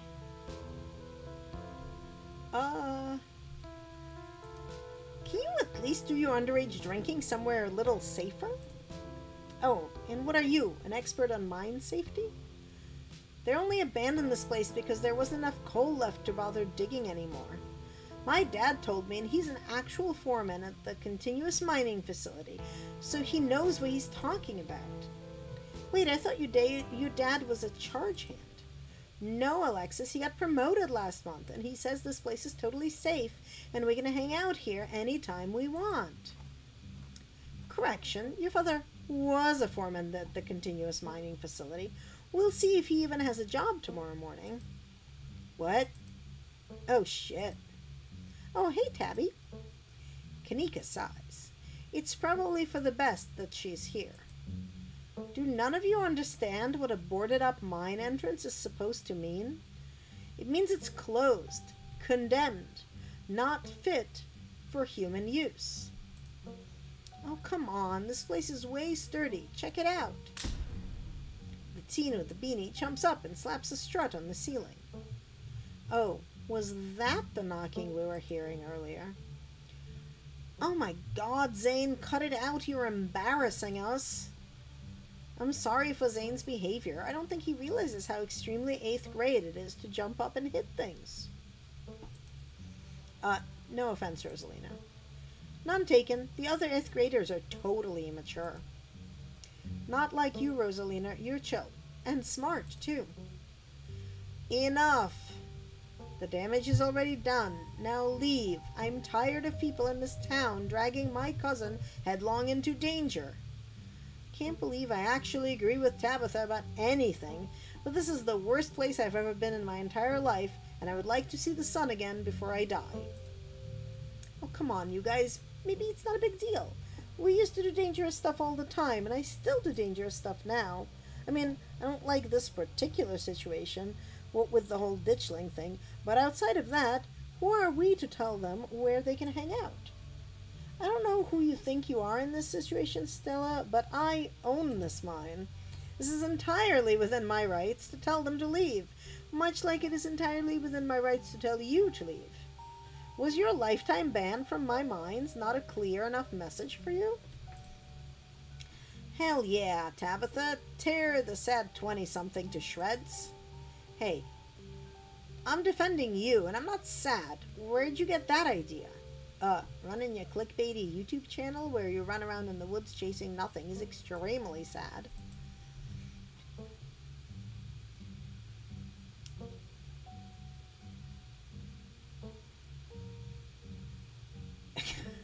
Okay, so the teens were basically being teens.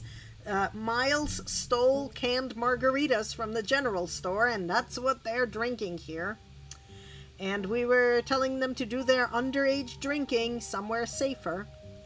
And Becca, the hoodie girl, was telling us that her dad, who's a foreman, told her it was clearly safe and okay to hang out. And Tabitha showed up to, like,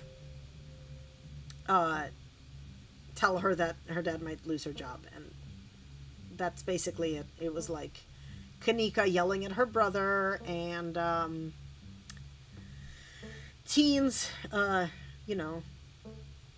Yep, yeah, it's basically teens are like, well, everybody knows we hang out at the old Maxwell place, so we came here, but you immediately found us, so clearly we need a better hiding place to do our underage drinking. Tabitha, so she is sad. So what? Give it a few years and you'll be sad too. The passage of time is inescapable. Look, we just wanted to give Rosalina a good time. Her home life sucks right now. Yeah, tell him about where you have to sleep, Rosalina. We've been living in the library for the past couple of weeks. Dad says we can't stay at our own house. They've got a hot plate and a couple of cots in one of the back rooms. It's actually a pretty sick setup. No, it isn't, Zane. Rosalina deserves better. I don't care about your home life. If you're going to do your underage drinking, go do it in the woods. Just get off my property. Tabitha! Look, Rosalina, I'm sure Oscar has a good reason for all that. He's a good guy and he cares about you. He thinks our house is haunted. Oh. Wait, what? And I should care because? Because it's such a bullshit excuse. I bet he couldn't afford it anymore and is lying to you to save face. What a coward. Becca, I don't think you can, like, say that about other people's families. Isn't that, like, bullying or something? Shut up, Zane. Back up. He says it's haunted? I can't believe he didn't mention it to me. I could investigate. There's no ghost, Stella. It would be cool if there was, but Becca's right. I just wish he would be honest with me and tell me what's really going on. It's like he doesn't think I can handle it, like I'm still a little kid. Ugh, you're all children, and none of you realize how good you have it. Back in the day, each and every one of you would be pulling 12-hour shifts in this exact mine. If it weren't for child labor laws, the 5 of you might have some actual character. Exactly. Rosalina's not that mature anyway. She still sleeps with stuffed animals. That doesn't mean she's not mature. I still have pork chop, you know. I rest my case. Oh my god, Becca is the worst. Wait, what did you say about child labor?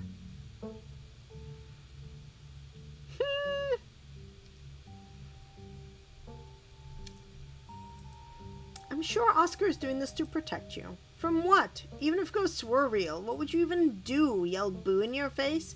Yeah, that's real scary. It totally justifies living in a dusty old library. Yo, we should break in and, like, ghost bust it or something. Oh my god, Zane, you can't ghost bust if there is no ghost. Also, Rosalina lives there. She can't break into her own house. There's no ghost that you know of. I bet we could figure out how to bust it if it's actually real, and if it isn't real, well, problem solved. You know, Rosalina, you can always stay over at my house until Stella ghost busts your place. If we finished a basement with a pull-out couch. Why are we talking about this like it's a thing? It's not a thing. There is no ghost. I don't care. I can't believe I've wasted this much time trying to argue with children. I'm washing my hands of this and calling the cops. Feel free to leave before they show up. You hear that, Miles? We're leaving. I suggest the rest of you kids leave this empty mine before someone gets black lung or gets crushed by rocks or meets any one of many terrible fates people tend to meet in abandoned mines. Kanika is interrupted by a pair of thunderous knocks. That wasn't me, I swear. Then what was it? Come on, Stella. Didn't you have a whole list of perfectly natural explanations for scary mine noises? It's Tommyknockers for sure. I know this isn't why we came down here, but we've got to check it out. Right? Oh my god. Stella! I know, but weird stuff's been happening around here the past few days. What if this is our chance to get an actual solid lead? The stakes couldn't be higher. Do you have no sense of self-preservation? I want you out of here, Stella. Oh, come on, Tabby. You can come along, too. If you guys are going after something spooky, count me in. Nobody is going deeper into the mine. Nobody is staying in the mine. You're all leaving. Please listen to Tabitha before my heart gives out. It'll be fun, Neeks. It will not. Wait a second. Where'd 3 of you run off to? Are you kidding me? Right? Right? Like, literally, this is the sign that the mine is going to collapse. The Tommyknocker stuff is an explanation for the noise, but the noise is actually a thing. Oh my god. Unbelievable. Wow, Kanika, maybe if you weren't still scared of the dark or whatever, you would have noticed them sneak off. I noticed them sneak off, and like I've been zoning out the whole time we've been here. Ugh, must have squeezed through that child-sized tunnel. Yes, of course. The child-sized tunnels that the mine has. Dang, I've always wondered where that goes. I've never been able to get these hips through there. Stella, stop sneaking into my mines. Please, I am literally begging you. If only all the tunnels down here were wide enough for adults, we could already be done with this little mess, but no, there just have to be remnants from a bygone era. Didn't you just talk about how child labor was the good old days a minute ago? She did. I was trying to get you to leave my mine. Becca's head pops out from the tunnel's entrance. We were not about to let you come in here and ruin our good time. The mine is safe. I've been here 1,000,000 times. Yeah, if Becca says we're safe, then we're totally safe. Whatever. Come on, you two. I know a cool spot this way. Okay, I think I know where the tunnel rejoins the rest of the mines. I'll go look for them, and I want each and every one of you to take note of the fact that I am doing that. These idiots get themselves lost and die. I'm not letting their families sue me into the ground. Are those really your priorities right now? Yeah. Do you have a problem with that? I want the rest of you out of my mine. Except for you, Anna. I'm not letting you out of my sight. Yeah, sure. I could never fit in that tunnel anyway. They have crossed a barrier that I cannot, so my time here is up. But only because Stella promised me a ghost hunt tomorrow. Whatever, I still have to do my dailies anyway, and the service down here sucks. I will happily escort these 2 knuckleheads out. No, you are not about to weasel your way into this, Stella. Oh, come on, Tabby. I've been down here a ton. I can totally help out. Tabitha sighs. Ugh, there's no getting rid of you, is there? Fine, I won't waste my time arguing.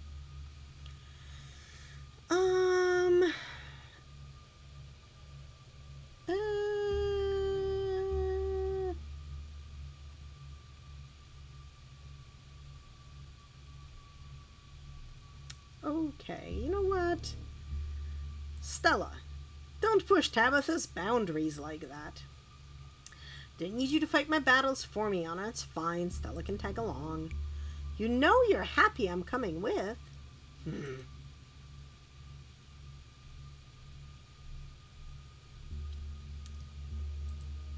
There's no way around it. I can feel the depths call out to us, and we're destined to answer their call. Noted. That was amazing. Let's not linger any longer than we have to, shall we? Want me to take Gretchen with me? I don't know if it'll be easier to cover more ground without her. Yeah, that's probably for the best. I don't want a repeat of last night, and who knows if we'll have to do any climbing. I'll see you on the other side, hopefully soon. For sure, we won't be long. Cool. Can't wait to bust some ghosts tomorrow.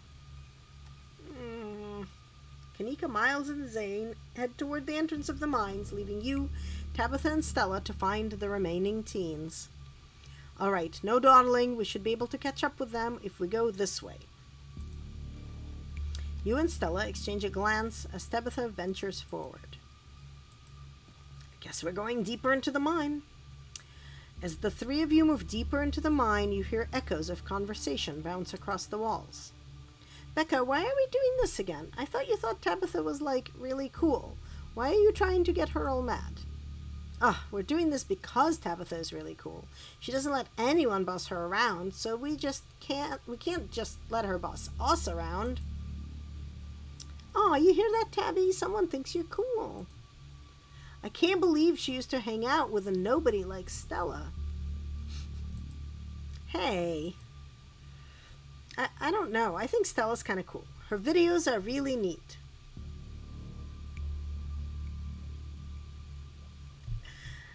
Right? Right? Oh.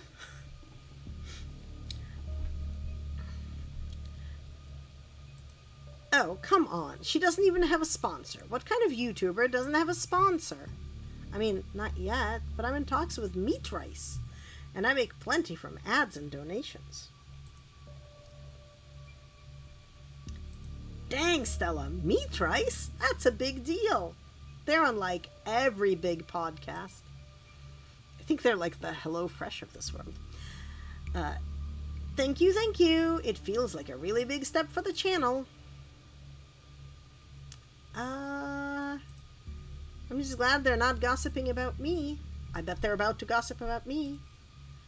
Yeah, I know they're just teens, but some of that stuff stung. Oh, maybe they're not going to gossip about me. Another knock, closer, interrupts your thoughts, followed by another, followed by another. Is it just me, or is that knocking coming from the same direction as those kids? It's not just you. Okay, that knocking is starting to freak me out. Calm down, Rosalina. It's just mine sounds. Did you guys see that? No, it was just a shadow. There's no reason to get freaked out. I saw it. Shut up. There's nothing down here. Stop trying to scare me.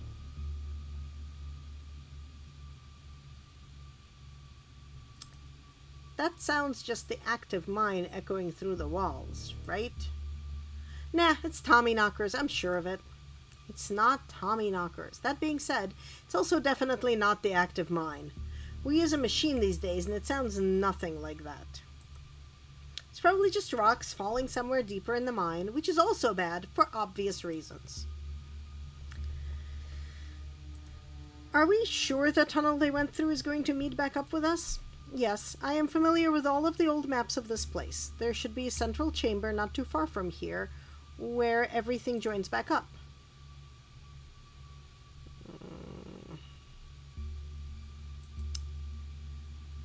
We're getting closer. Let's keep moving. As you progress deeper into the mine, the knocking grows more frequent. It's still distant, but it's much louder than before. The tunnel ends abruptly in front of you. A century-old ladder is the only way forward. That's safe, right? Obviously. In the darkness beyond, you can still hear the youths, their panicked arguing echoing down the pitch-black corridors. The pit radiates rage, a white-hot anger. It calls to you, desperate to be witnessed, pulling you forward.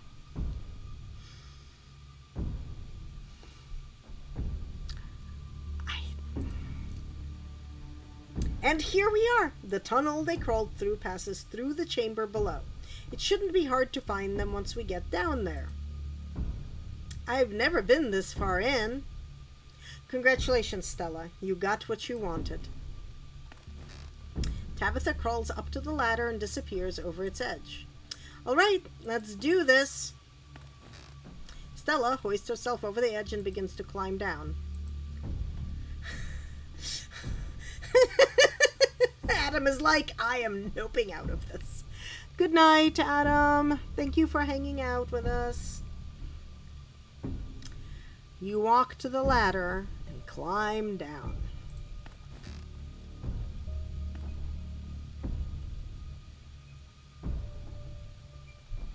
I'm pretty sure this is the way back. Come on. Pretty sure? I thought you'd been down here before. Okay, maybe I didn't go this far in, but whatever, it doesn't matter. I definitely remember the way out. Hurry, I don't want to be down here anymore. I think it was actually this way. Oh, shut up. No one even wanted you to come with us anyway. Becca! Yep, they're close all right. Good thing they're so damn loud. It sounds like they're really lost. The voices around you, those of the teens and your companions, sound odd, distant. There is something in the darkness before you that's much louder, though you don't hear it, but you can feel it in your chest, like the deep growl of a predator. You find yourself stepping towards the black chamber before you, compelled by some unnatural force. Okay, so Becca is terrible. Also, this might happen regardless of whether you're a mystic or not. I'm hoping it makes more sense when you're a mystic. Hey, are you all right, Anna? What do you think you're doing? Get away from there! Your cousin dives towards you, but not before the light from your phone illuminates the chamber. Oh, that's a seal on something. Standing man, you said we wouldn't use this shipment. You know it's compromised. It's got like worm tracks in it. Seated man. We couldn't afford to wait on new wood, Charles. We had to go ahead with it. Oh, so like, if the beams were like... I wonder if I'm like seeing the past, right? So like if it's the guy, Shaw, if like the beams had the, like, you know, not worms, or termites or whatever eaten through it, they wouldn't be strong enough to hold. Yikes. And Charles Shaw, so that's not Shaw. The other guy is Shaw, right? We had to go ahead with it. Yeah, look at that. That is compromised wood and a collapsing mine. It's still sturdy enough. It'll get the job done.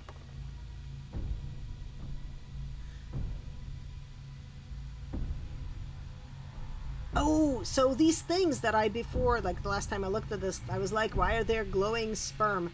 They're actually just like miners with lights. Anna, are you all right? Oh, thank God you're alive. It looks like you had a seizure or something, and then you and Tabby just conked out. I'm fine.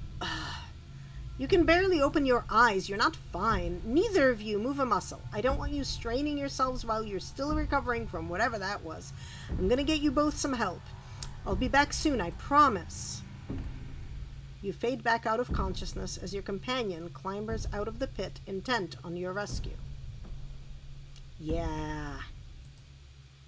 I'm glad I read all those books. These are like ghosts of miners past. You raise up on your elbows, head still swimming from the vision, your surroundings coming back into focus. Your head throbs as the knocking continues, now magnitudes more intense than ever. Through it, you once again hear the panicked voices of bickering teenagers echoing down the stone corridors. Becca, you're just getting us more lost. It's this way. If you're so sure, then why don't you just leave? I can't believe I let Alexis talk me into inviting you in the first place.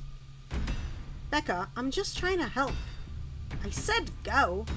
Okay, I will. Alexis, you don't have to go with her. You know that, right?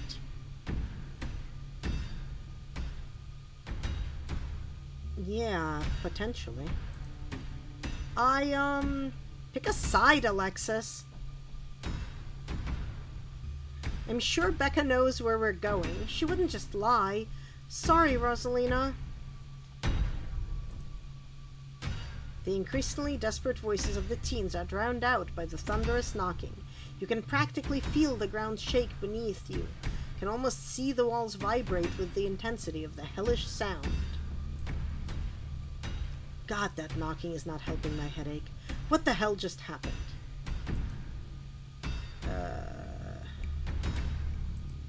Both of us were shown the dark truth of this place, the sins that were committed, the deaths that followed. There's gotta be fumes or something down here. It's an old mine. These places are death traps. We probably just hallucinated. Are you literally gaslighting me? You literally gaslighting me. I said I saw it too. Stop being weird. We're leaving. Rosalina appears in the passageway to your left. She's out of breath and it looks like she's been crying. I'm so sorry I snuck off like that. I just wanted Alexis to think I was cool. The entire cabin shakes with the sound of rockfall. I don't know what the hell is up with this knocking, but that is the sound of a mine collapse. Quick, up that ladder, both of you. Wait, Becca and Alexis are still down there. You can't just leave them here. I know which way they were going. They'll listen to you this time, I promise. Do you have a death wish, little girl? No, but I don't want them to die either. Please.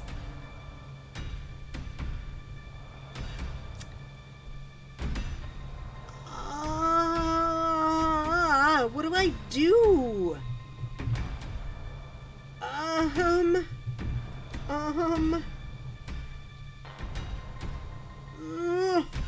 But there are two teens in there. What do I do? What do I do? I think I have to go after them, right? Right? Yeah. Okay. Let's do this. Anna, don't do this to me.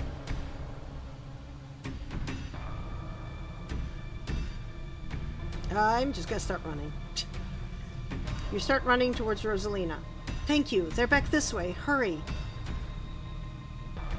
Oh my god. The mine shakes with each new thunderous blow as bits of rock and dust fall off the ceiling and scatter on the floor around you. Rosalina leads the way and Tabitha isn't far behind you. I don't know what choice I would make for real. I thought you knew the way out. I thought you'd been down here a million times already. I was making it up, okay? I swear to God, Anna, if we get stuck down here...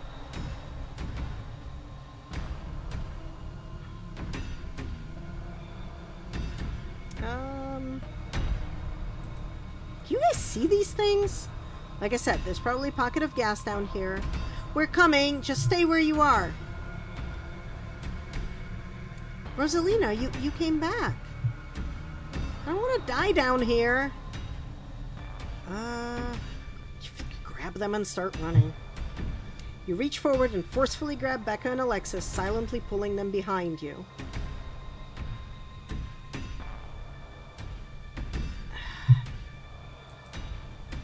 I think it's knocking too loud.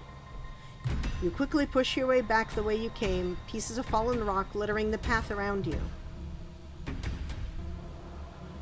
All of you start climbing. Now. Once the last teen is up, Tabitha grabs onto the ladder and starts climbing. You follow suit and start climbing.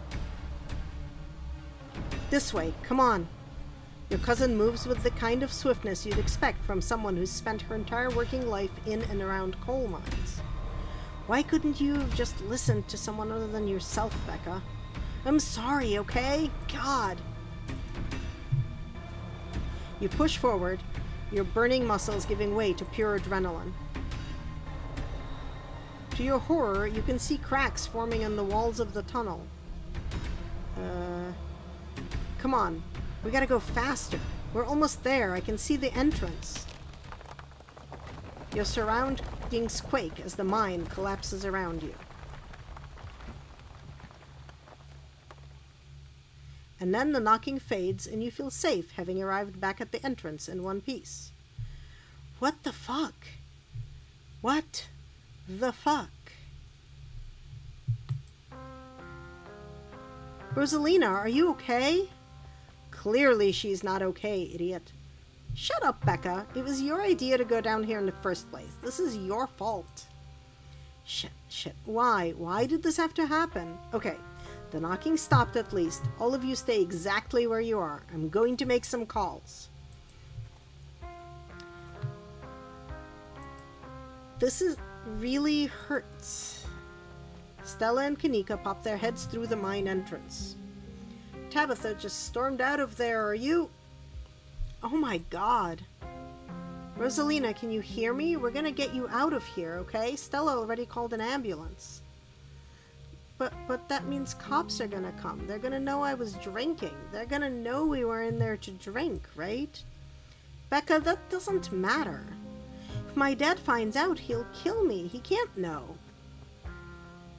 In a panic, Becca runs for the entrance and pushes her way through. Oh my god, I fucking hate Becca. Don't worry about her, Rosalina. She's being an asshole. One of us should wait by the gate to make sure they can find us up here. I should check in with Tabby, see if she needs help. We're gonna get you help. Everything's gonna be okay. Alright, I'll go down to the gate.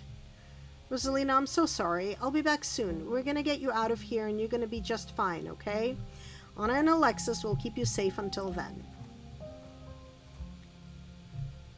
Am I gonna die? Rosalina, don't say things like that. Death is a natural part of life, Rosalina, but you're not dead yet. Thanks, Anna. Rosalina breath comes in quick, irregular bursts. If I don't make it, tell my dad I'm sorry. I'm the one who has something to be sorry about. This is all me and Becca's fault. We never should have gone down there. It's not your fault. I went down there because I wanted to. Rosalina pauses, catching her breath. Thank you, Anna. I'm glad everyone else made it out okay. Couldn't have done it without your help.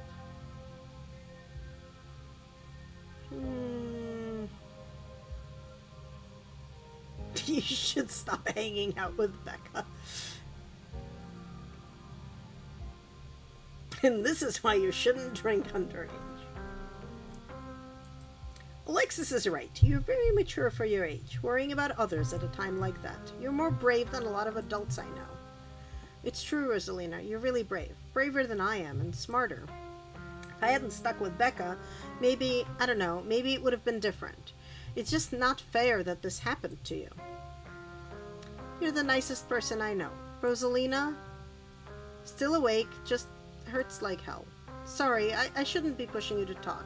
I'll just hold your hand until they come back with help, okay? Aww. Alexis grasps Rosalina's hand. Tears streak down both of their cheeks as you sit in silence together, waiting for the long, anxious moment to pass before help arrives. Some of my men are on their way with rock lifts. We'll get you out of there soon. It's gonna be okay, Rosalina. Everything's gonna be just fine. They're over here, Earl. Jesus H. Christ, you weren't kidding about the emergency. It'll still be a bit for the ambulance. The nearest depot is over in Brevard, so it'll be at least another half hour. You heard the man. You have half an hour to get her out of there. Move it. Rosalina, sweetie, I'm here. Dad, I'm sorry. I'm so sorry. You don't have to be sorry. It's okay. We're all here. You can hang on, Rosalina. I know you can. Tabitha's men quickly get to work and manage to pull Rosalina out from the rubble just as the ambulance arrives.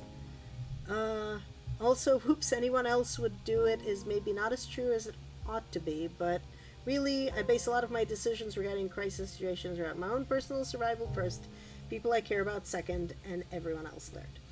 Yeah, Like, that's not my calculus at all, but I know that it is a lot of people's calculus.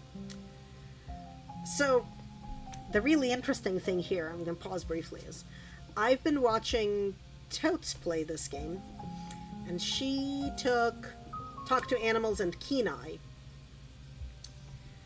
And in this setup with Kenai, not only did we see them sneak down, but we also were perceptive enough to tell Alexis that she's really brave. So Alexis stood up to Becca, and everybody got out. Like, however, with Mystic, I got a lot more of a vision.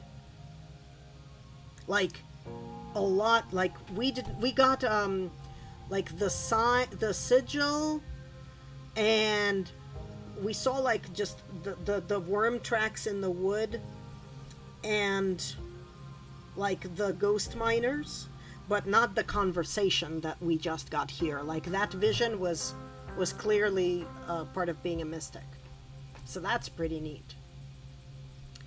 Alright, so they pulled Rosalina out from the rubble just as the ambulance arrived. Sir, I'm afraid there's no space in the back. What do you mean? I can't ride with her? You're better off driving behind us. We're headed to Brevard, so it's quite a ways. Is she going to be okay? She's gonna make it, right? Please, God. Yes, sir, I promise you. We're gonna do everything we can to keep her stable. Her vitals are looking good. Like, I'm assuming her leg's broken and stuff, but... Rosalina, my poor baby. I'll be there as fast as I can, okay? I promise you won't be alone. I love you, Dad. Paramedics load Rosalina into the back of the ambulance and drive off. Oscar approaches you off to the side as the police talk to Tabitha and her men. What the hell happened in there? Yeah, she might. Well, we'll find out. There is a content warning of partial amputation, so maybe that...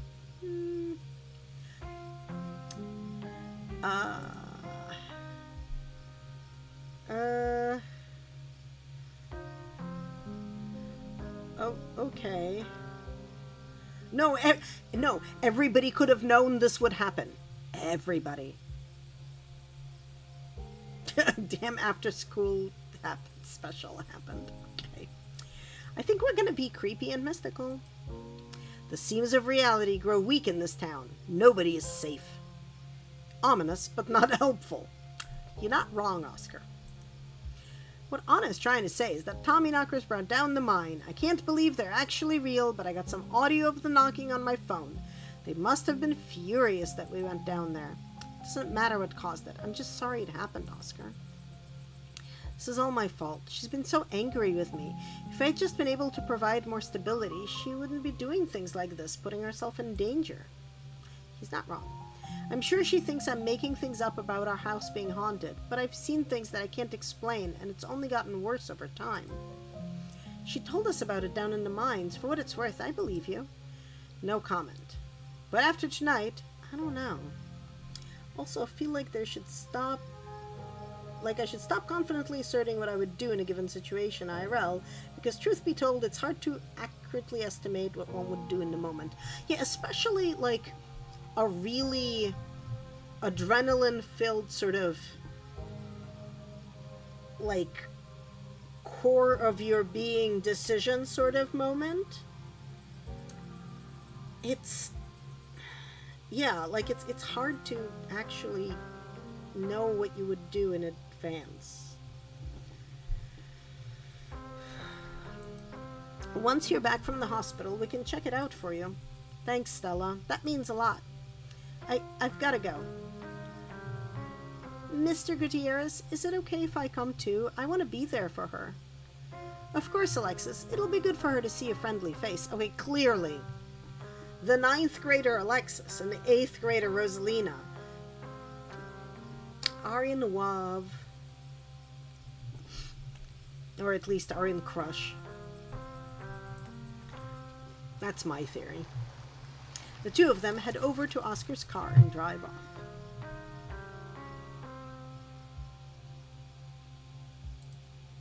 Do you think Rosalina is going to be okay? The paramedics said she was stable. She's a tough kid. She'll be okay. Let's look on the vision. There was a stone carving on the wall in that pit. It gave me some sort of vision. I saw what happened to this place. The Scarlets caused the old collapse. Charles Shaw was set up. No way, dude was a monster. I mean, the Scarlets were monsters too. They still are. What am I saying? I don't believe in visions. Whatever you saw was probably just auto-suggestion. I don't know, Neeks. You weren't down there. Anna and Tabby just like simultaneous seizures. Next to a creepy stone carving. It was like something out of a movie. Okay, Stella, but did you take a picture of the creepy old carving? Just because they passed out or had seizures doesn't mean it wasn't auto-suggestion.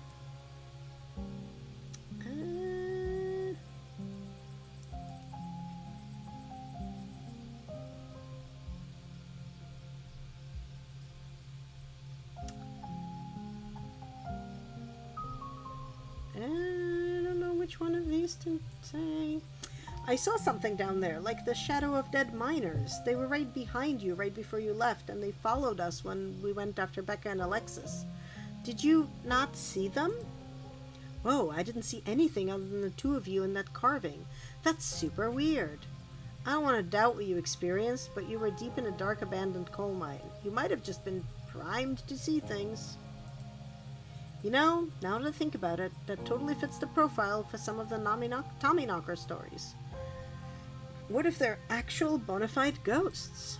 Stella. Everything that happened down there centered around that main chamber where I saw that carving. Stella showed me a photo. Weird stuff. Okay, good, she did get a photo. Yeah, really weird. Are you sure these were Tommyknockers? Depends on what you mean by sure. Is anyone really sure of anything? They fit the description pretty well, and I don't know what else they'd be. I have no idea what happened in there. I need to do some reading on mind collapses, I guess.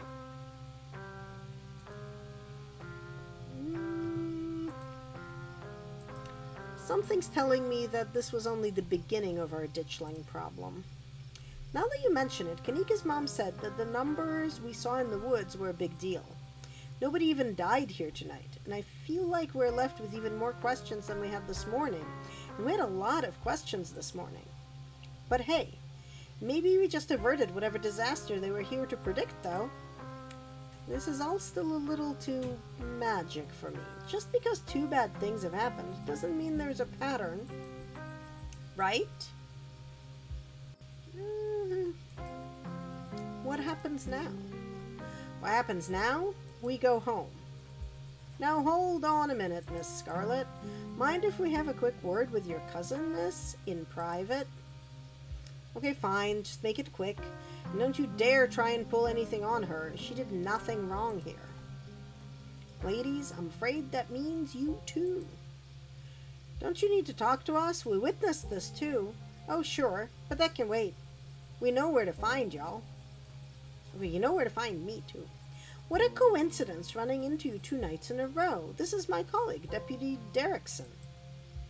Pleased to meet you, Anna. Apologize for my absence yesterday. It was my special bowling night, you see. Man has to have his me time. But I was briefed on the events of last night, even though we're still not sure if what went on could be considered a crime. Duke has been missing since then, though. We found neither hide nor hair of him. Could be he's just on an extended hunting trip. It wouldn't be the first time he'd done something like that. I was told the footage showed his supposed body, but we couldn't get that camera working, so no way to confirm until we track him down. Now, I understand both of these were terribly unfortunate accidents that had nothing to do with you being in the area, but as officers of the law, we have to understand that we get a little suspicious when we see the same face multiple times in a row. And, we have to ask, what exactly were those teenagers doing in a shuttered mine owned by your family, and why were you down there with them?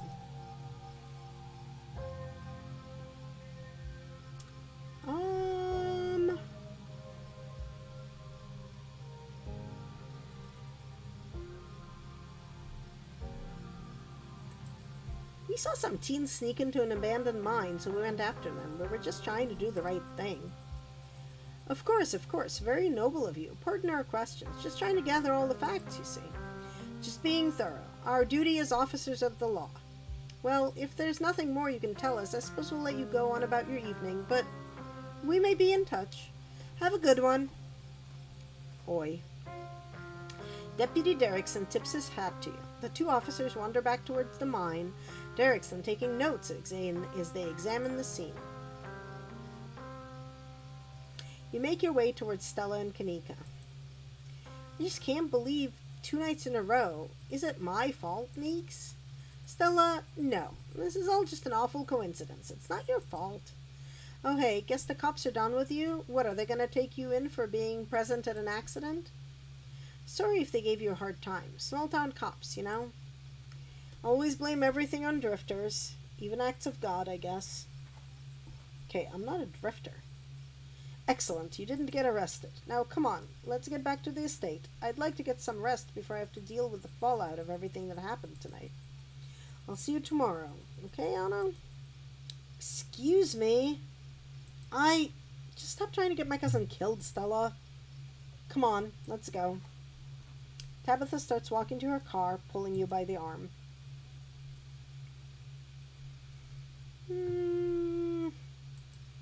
I'll text you when we're back.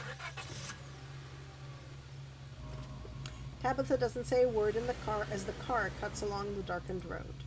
You try to keep an eye on the surrounding wilderness as she drives, wary of what might lurk behind the tree line.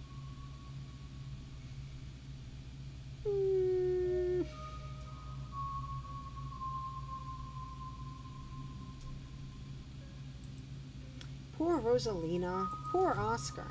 Should have kept tighter rein on that girl. I never got into any trouble like that when I was a teen, and I have Pearl Ann to thank for it. Hated it at the time, but that strictness paid off. Ugh. What am I telling you this for? You can tell me stuff. I'd like to know more about you, and about Pearl Ann for that matter. Maybe later this week. I don't have the energy to get into it right now, but I think I'd like that.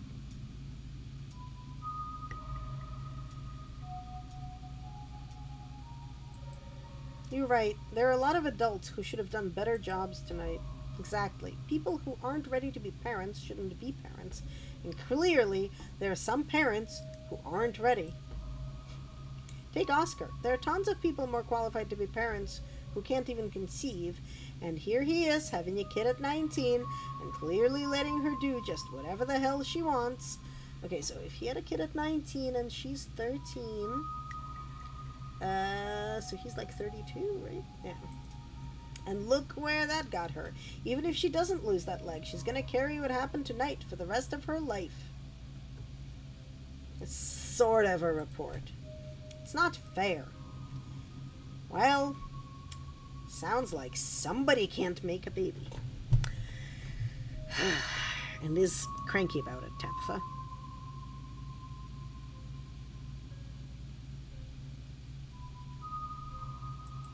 Oscar's house is haunted, Tabitha. I don't think it's fair to judge him. You don't know the whole story.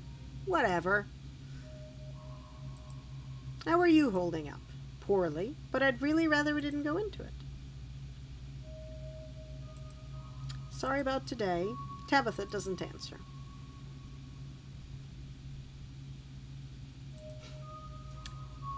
You drop it. Tabitha's eyes remain fixated on the road. Why do you treat Stella like that? Didn't you two used to be friends? It was a different time in my life. I just wish she'd get the whole... that we're not in high school anymore. I'm a different person than whoever she thinks she knows. You and Kanika really don't seem to get along. She pushes my buttons. Is there some kind of history there, or... No, quit talking. I need to focus on the road. Okay, I'm just gonna let her focus on the road. Your eyes wander back to the tree line as you and Tabitha slink back into silence. Dun dun dun. You once again cross the threshold into the estate, the musty stench of the decaying mansion greeting you with its undertones of mildew and wood rot. Well, this day was a lot more stressful than it needed to be, and I'm sure it's the precursor to a horrifically stressful week. I'm going to bed. I suggest you do the same. Thanks for calling about those kids, by the way. It was unexpected. You should have waited for me. I'm too tired to argue. I'll see you in the morning. Tabitha turns and makes her way up the stairs, her posture defeated. You head up to your room to turn in. You collapse into Tabitha's dusty guest bed, your head empty of thoughts.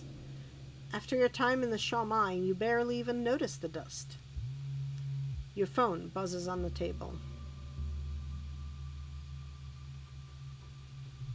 Y'all, those are those things, right? Kanika sends a picture of a pair of ditchlings by the side of the road. I saw them again, too. Another picture, this time of them staring from a tree. What the fuck? Those things are definitely not hairless monkeys or raccoons or whatever. I don't know what the hell they are. I guess there's more to them being here than the mine collapse. No way I'm sleeping tonight. You think about looking out the guest room window, but at this point you're too exhausted to leave your bed. The adrenaline from this evening is finally wearing off, replaced by a creeping exhaustion that threatens to overwhelm you. Your limbs feel heavy, your eyelids slipping down over your eyes even if you stare down at the ominous pictures on your phone. If it wasn't for the pit of dread bawling in your stomach, you would almost feel comfortable as you settle in between the covers, your tired bones sinking into the decrepit mattress. When you close your eyes, you see Rosalina's face twisted with pain, staring up at you with tear-streaked cheeks, tracked by powers beyond her control, terrified of what her now uncertain future would hold.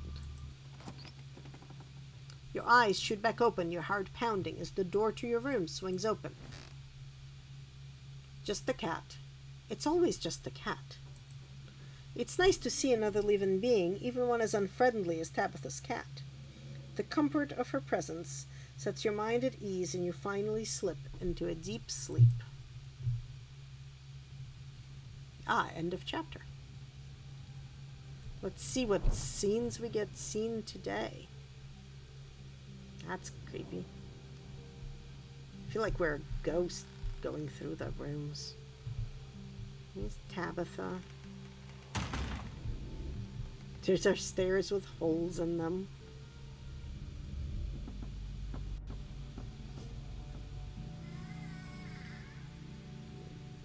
That's some sort of pit into the basement. Creepy.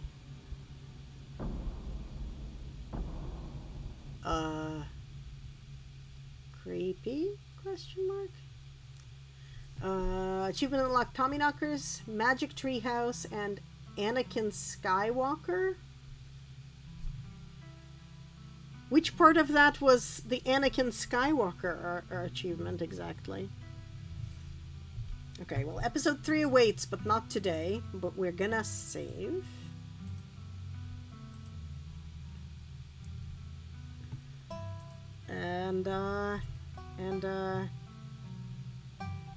Oh wait, let's look at our decisions. Okay, these are our Monday decisions. Why do we not have any Tuesday decisions in here? Oh, there we go. Tuesdays, made decisions. You should buy this game right now.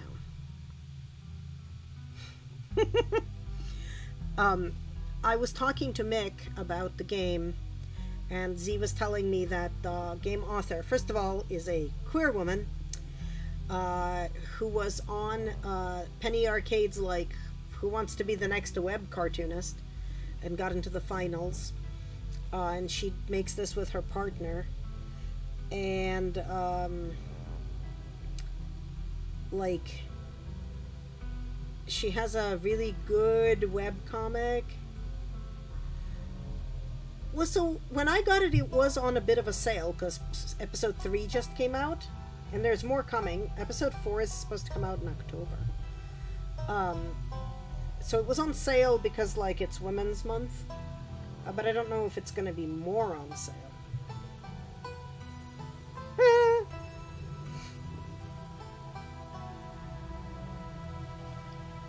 It got kickstarted, and it's being produced, like, an episode at a time.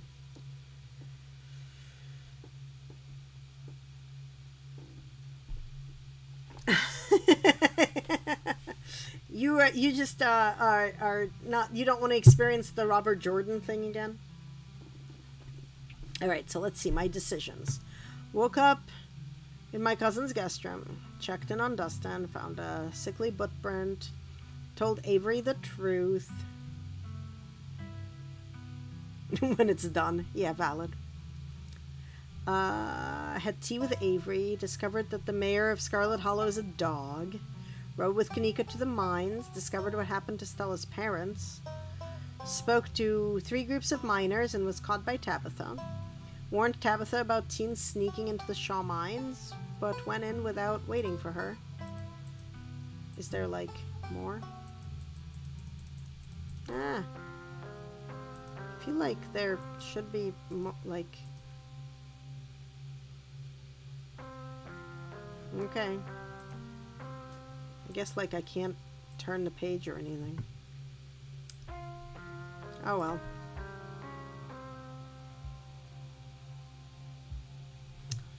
Alright, I am going to go to the main menu.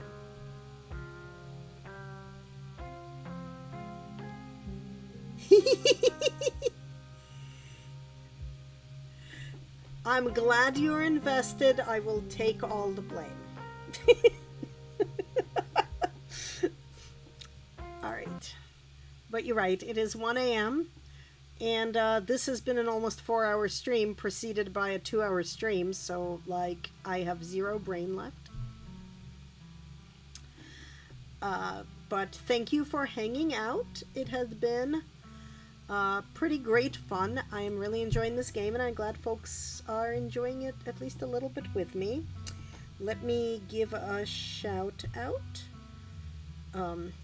before I completely forget.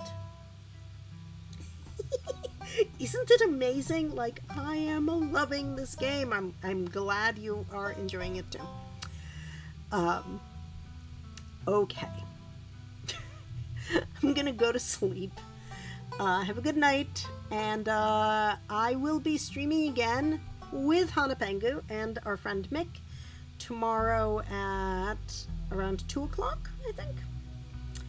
We're going to be streaming Don't Starve Together, which is a lot more lighthearted than this, but still a lot of fun, and